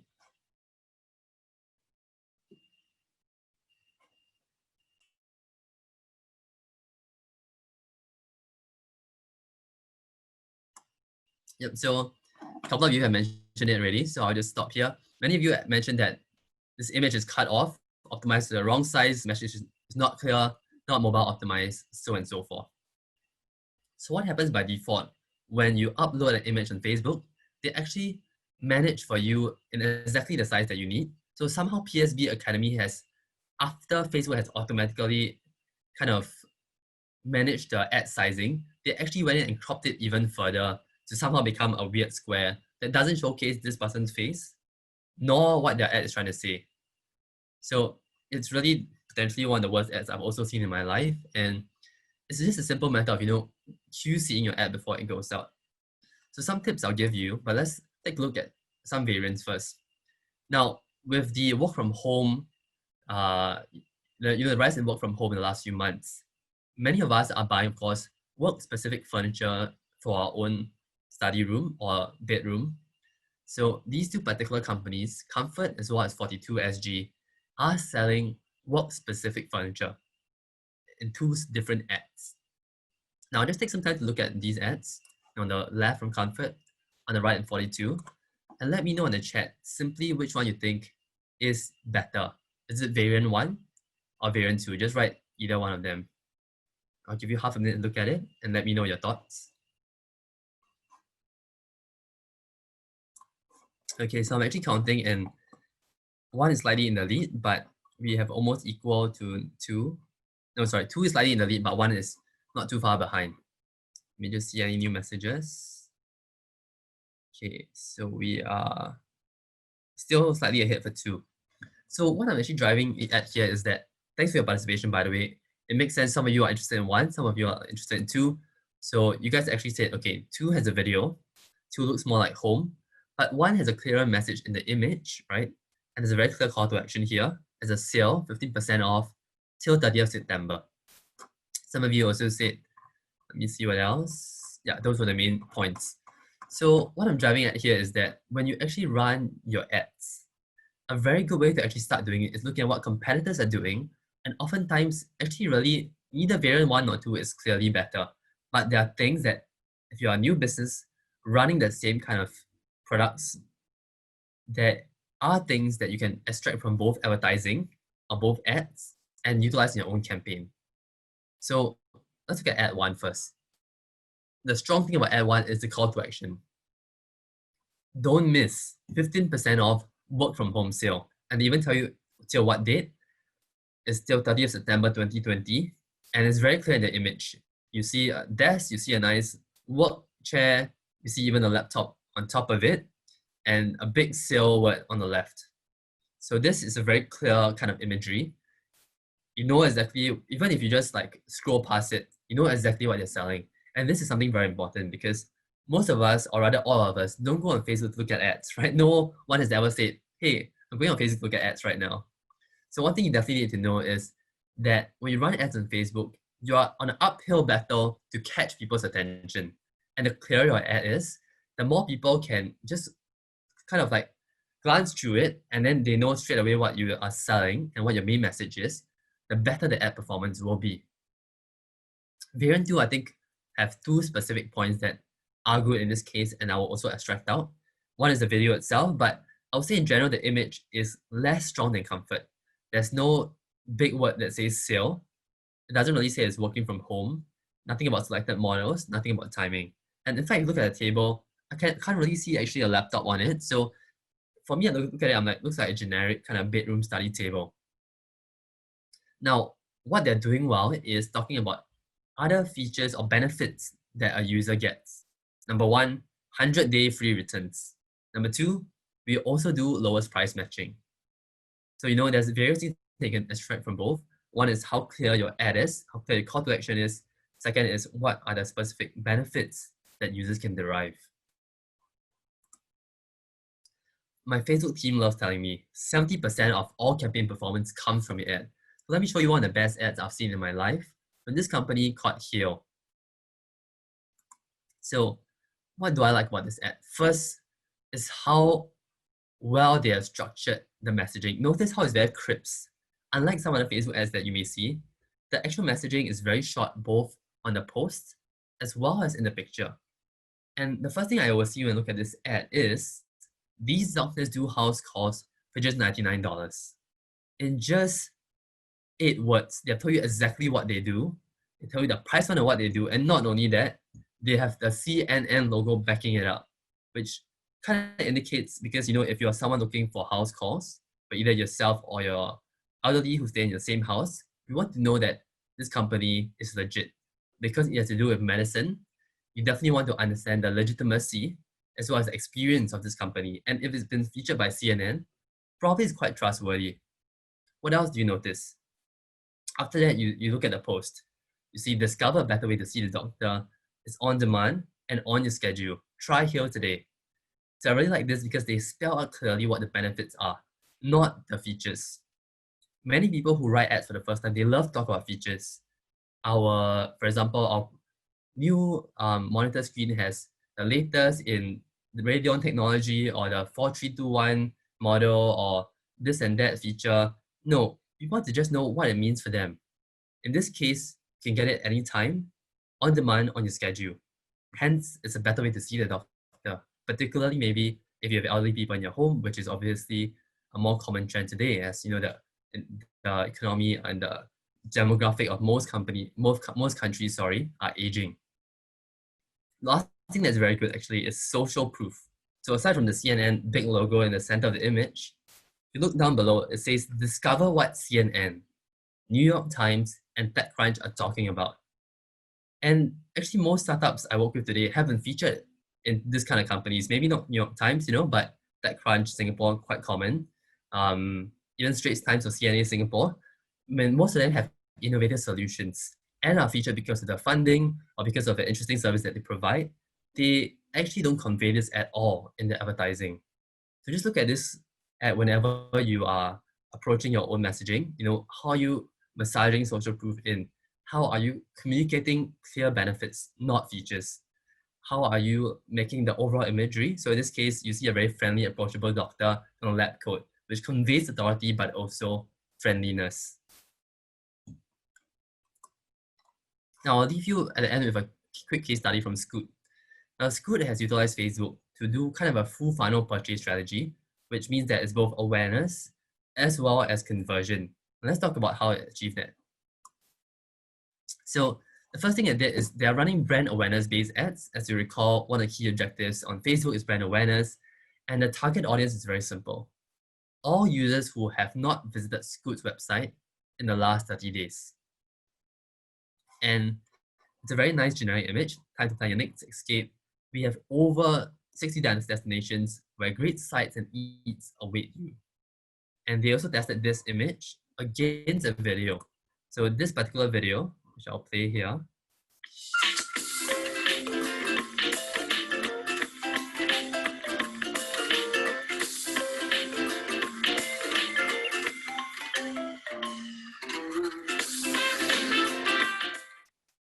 Yep, so they found that that particular video had a much better business result than the previous image. And the simple reason is likely because they're actually showcasing the kind of width or number of different destinations that Scoot can connect you with, and also kind of invigorate or incite the wanderlust in potential users. Next, what they did is, after running those ads, they are also running additional advertising to target users who have been to the Scoot's website and have spent a decent amount of time on it. In this ad, the messaging is different. They don't tell you which destinations they go to. They want to tell specifically where they fly to from India, utilizing their own business information or their commercial information to know, okay, Indians from these particular states are most likely to travel to Melbourne, Bali, and Singapore. So people who know us already, we want to target them specifically with images talking about these destinations and price points, 5591 rupees. Lastly, they became even more targeted for users who have searched to particular destinations but have not bought a ticket. So for example, if you go to the Scoot website, you make a search, let's say from Hong Kong or from Singapore to Hong Kong, and you'll actually be seeing this ad again if you don't make a purchase immediately. Something like stuck in the vacay state of mind, embrace the call of travel, go to Hong Kong from just $89. So notice how they're becoming increasingly specific, right? From 60 destinations, this is our video that tells you all these places, to 3 destinations, and these are based on commercial data, to finally 1 destination. We know you're interested to go here. This is the price. Are you still interested? So it's a very nice way of building 3 different kinds of ads that ultimately lead users to purchase, because they understand that travelers don't make decisions to book flight tickets immediately.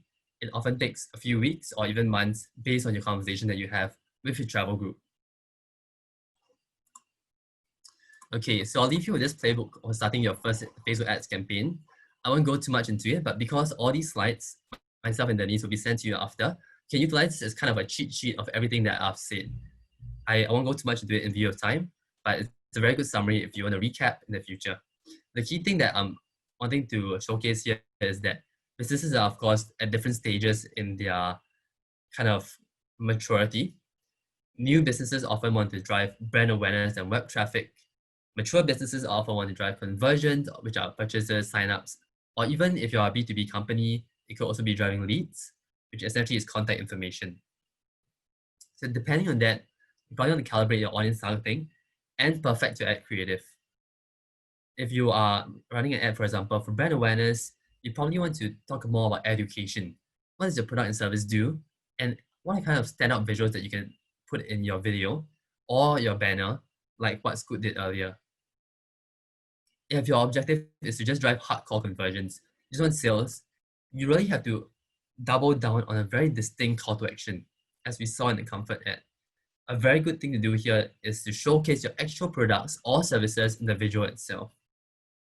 Instead of showing, some generic image, the product image itself is very strong. And lastly, of course, you have to be a bit more persuasive in your writing. So not so education focused, but more persuasive focused, writing your distinct, unique selling point. So then we move on to TikTok. And I won't go too much into TikTok, but what I will show you here is how it has been an emergent channel and a particular framework that TikTok companies have been using, or rather companies have been using on TikTok to kind of grab user attention. So why TikTok in the first place? These are the main statistics, which is that according to industry data, we found that TikTok has a higher average session duration than any other social media, even though, of course, you should take note that TikTok's total number of users is still below Facebook and Instagram, above Snapchat and Twitter. So those are just some important metrics to think about. Facebook and Instagram should still be your number one port of call for anything. But if you want to target a specific segment of users and you believe that you want to have a highly engaged group of users, TikTok can be a potential secondary or tertiary investment. Now, TikTok strategy is quite different because they're pushing forward this framework called Wish, Try, Fun, or kind of abbreviated as WTF. So what is Wish, Try, Fun? Let's check it out. So this is essentially TikTok's kind of prescription to companies about how you can succeed on a platform. And it's no longer just all about you selling your product. It's about how you engage with users. So let's look at Wish, for example. Wish on a platform, on TikTok's platform, is about that feeling of wanting to make the world a better place. It's about encouraging people to break stereotypes and challenge traditions. So for example, one thing is the BPM 100 challenge. So BPM 100 stands for beats per minute 100. So what is this exactly? Let's have a look.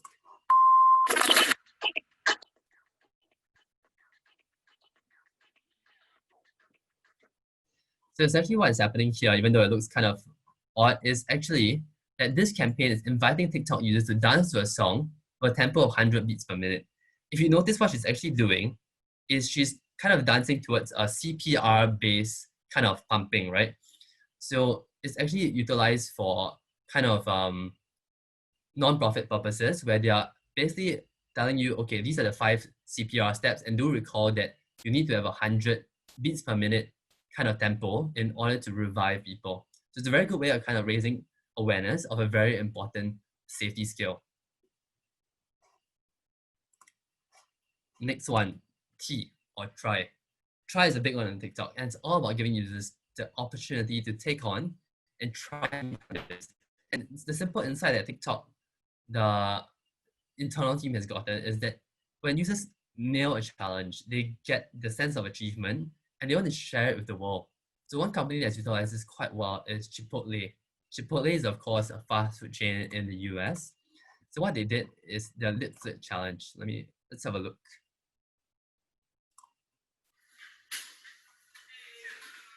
Hey, that's it.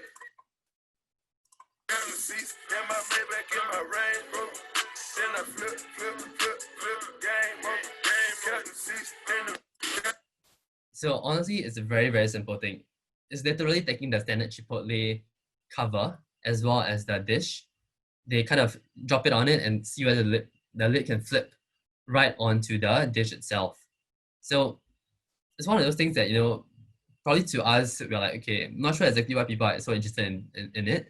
But really what's happening is that the group of users who are engaged on the platform are engaged because of these reasons. They want to keep trying, and get it right. And there's so many variations of this, from this Chipotle lid flip to other challenges.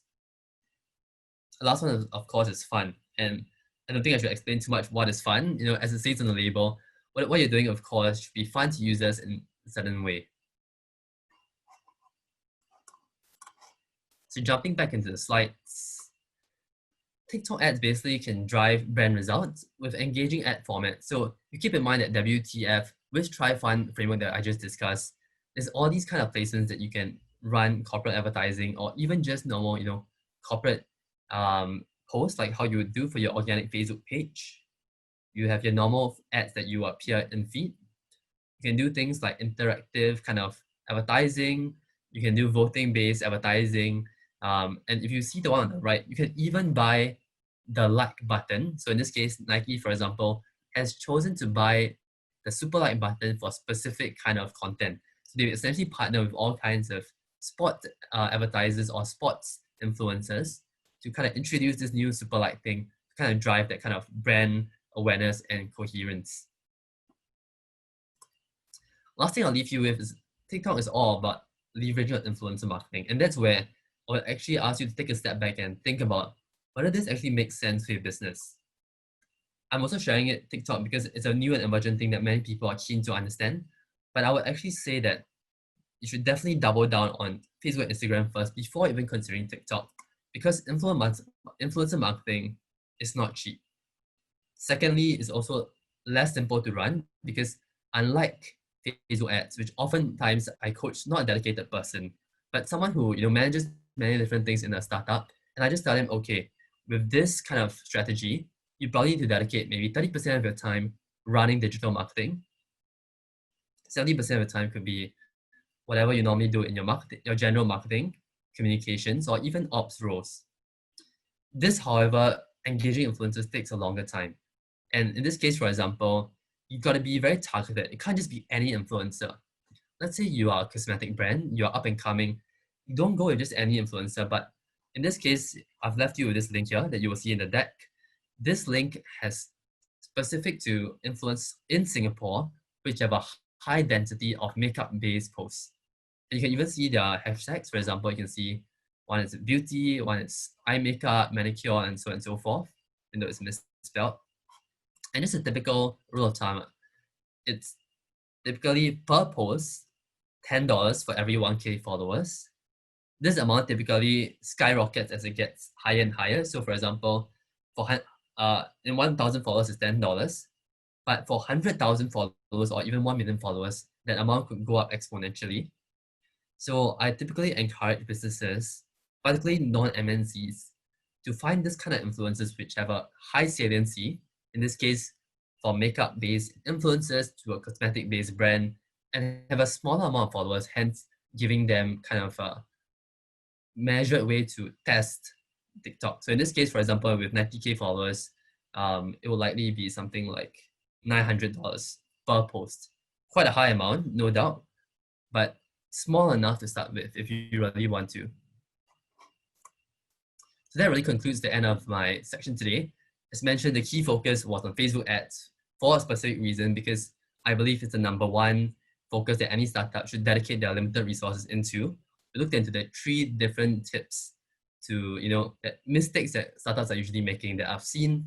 Often is the objective, the audience, as well as the ad messaging. And you can see that in that nice summary slide I've presented. TikTok is, of course, a nice emerging format. It has definitely potential if you utilize the Wish, Try, Fun framework well. And it relies heavily on kind of leveraging on influencers to boost the reach of your brand's presence. So that's basically the conclusion for my section. Just the last bit about us. So as you know, Denise and I are representing Smart Academy for today, even though we of course have our individual day jobs. Smart Academy of course runs a series of different courses, whether it's digital marketing or other tech-based courses. And if you wish to contact us, the contact information is as shown here. And I think with that, we can move to the Q&A. Okay, thank you, Frank. Thank you so much for the very insightful sharing. So now we've moved on to the Q&A. Actually, there's some question being asked. So first thing first, actually, there's one participant asked because you were sharing on the just like you was mentioning on the live streaming on TikTok. So actually, there's an audience. Isabel asked, is TikTok audience lean more towards a younger age group? Maybe you can share some insight, because TikTok is relatively new to us. Like we know that we are more familiar with Facebook, but how about TikTok audience kind of like, is it really towards the youngest, or actually it's not? Exactly. So I'll give you some top line stats on this, Isabel, right? So for TikTok, I'm also introducing it because I have the experience in Uber of running TikTok for Uber globally. So I know quite a thing or two about it. I've ran many big scale campaigns, and often what I see is, of course, across countries it diverges a little, but generally the audience is between the ages of 16 to 35. So there are older age groups of the 30 plus mark, it actually is quite substantial, particularly in the Western countries. But I would say yes, definitely is they're also in the younger audience. So I definitely would encourage brands to only approach TikTok if your audience fits with that younger demographic.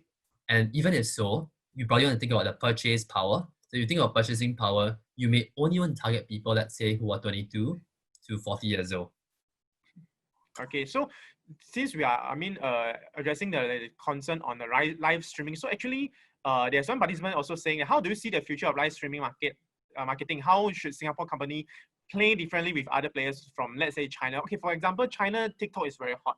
So for Singapore context, we are seeing FB Live, Facebook Live, all the the media corp mainstream media, they are ongoing. Embarking on a Facebook Live. Even we do webinar, there's an option for us to do Facebook Live. And recently, I know the very famous Mai Yuge from Wang Lei, that one from FB Live, very famous. So even Mark Lee, Li Guohang also doing Facebook Live. So what is the leverage and what's your take for Singaporean company to embark if they really want to do live streaming mode, let's say on Facebook Live?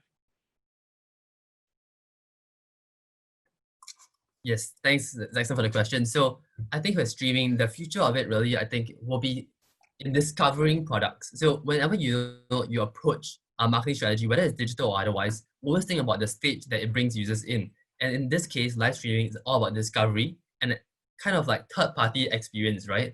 So this is seen particularly in e-commerce now, where e-commerce, whether it's the big platforms like Lazada, Shopee, and Q10, or even individual retailers, all of them are trying to showcase new products. And when you talk about new products, particularly anything which is more visual like clothing or even cosmetics, live streaming is very good in terms of showcasing new products or even a totally new company altogether. One important thing to take note about it on Facebook is why does Facebook Live work so well? So Facebook's algorithm, because of the whole kind of implosion in the last 4 years as to do with the US elections, Facebook's algorithm has pivoted substantially towards any kind of content that has significant amount of user engagement. In particular, either user engagement from friends or just any user engagement that are in the form of comments. Comments in particular are much more upweighted than likes as before.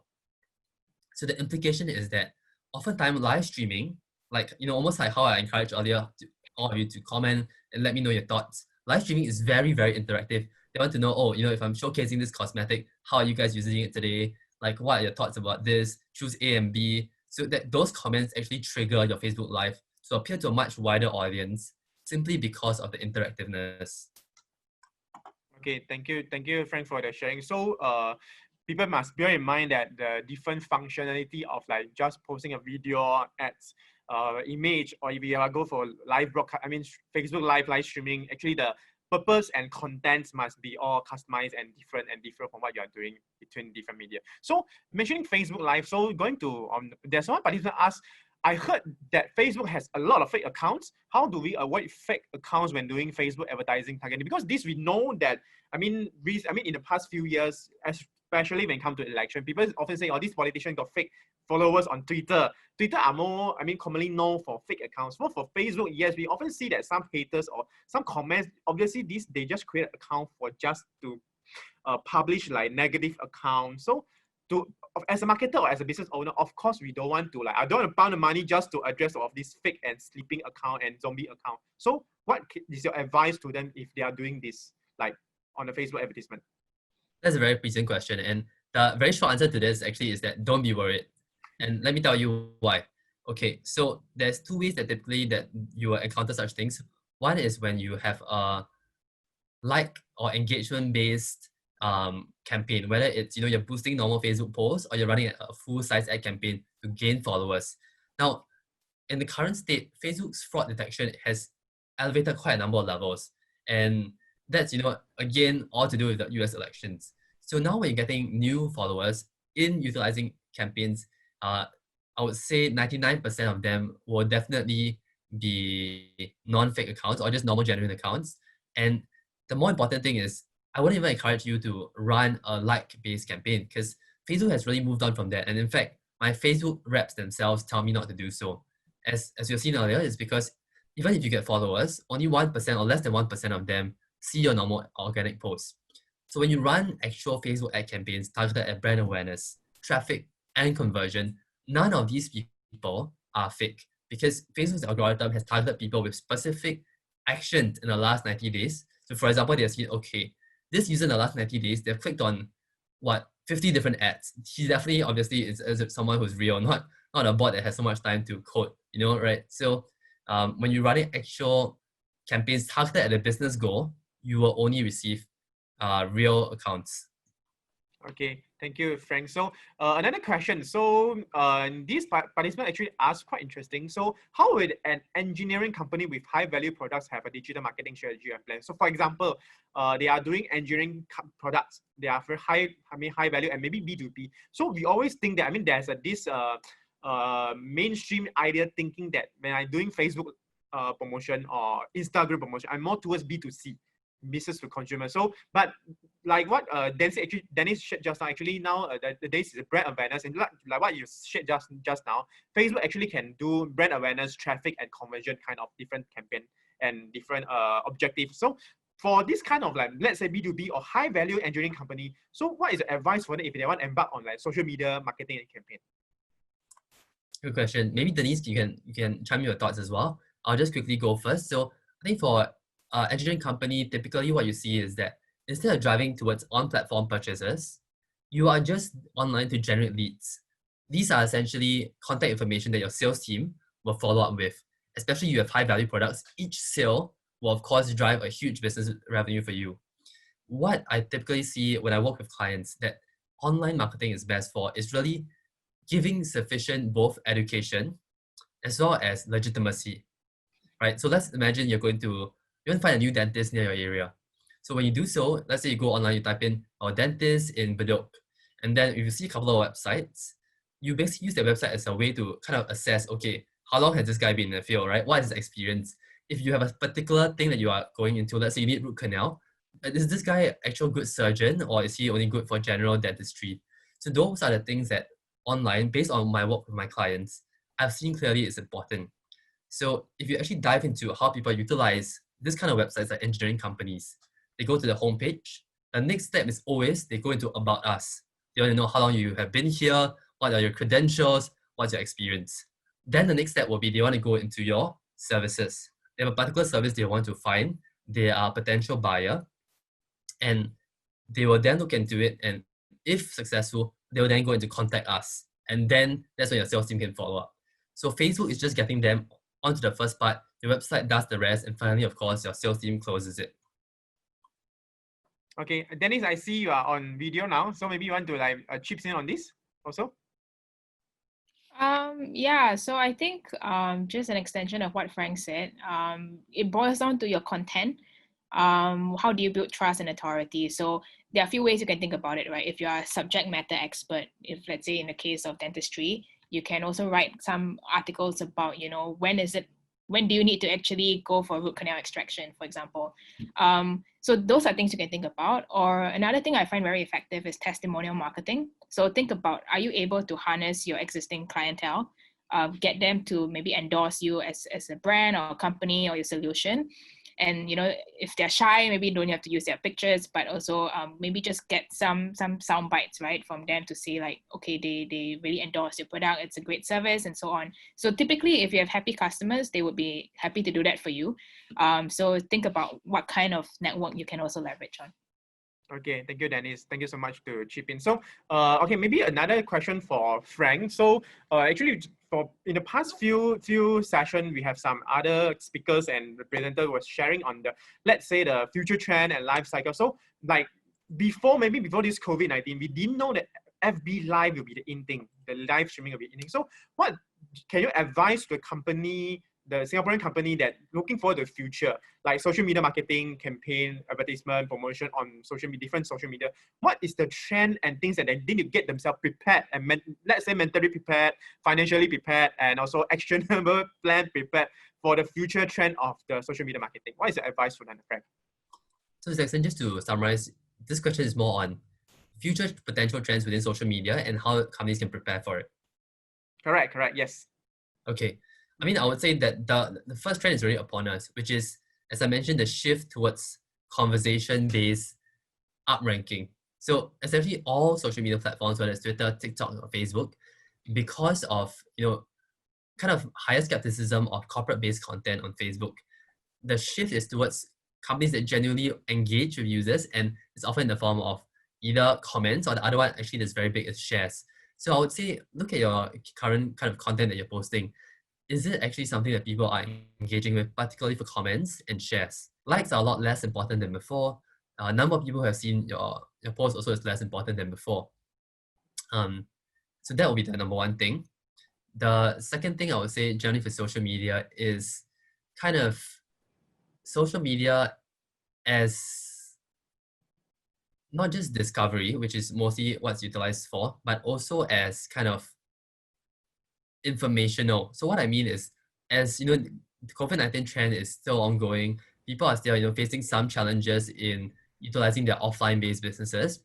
What I see Facebook being very big now is that companies are actually leveraging on their Facebook page to, let's say, run a pseudo website. So I've shown my students, for example, examples where a lot of restaurants are actually utilizing their Facebook page to run ads, not just on Facebook, but also on Google Maps itself.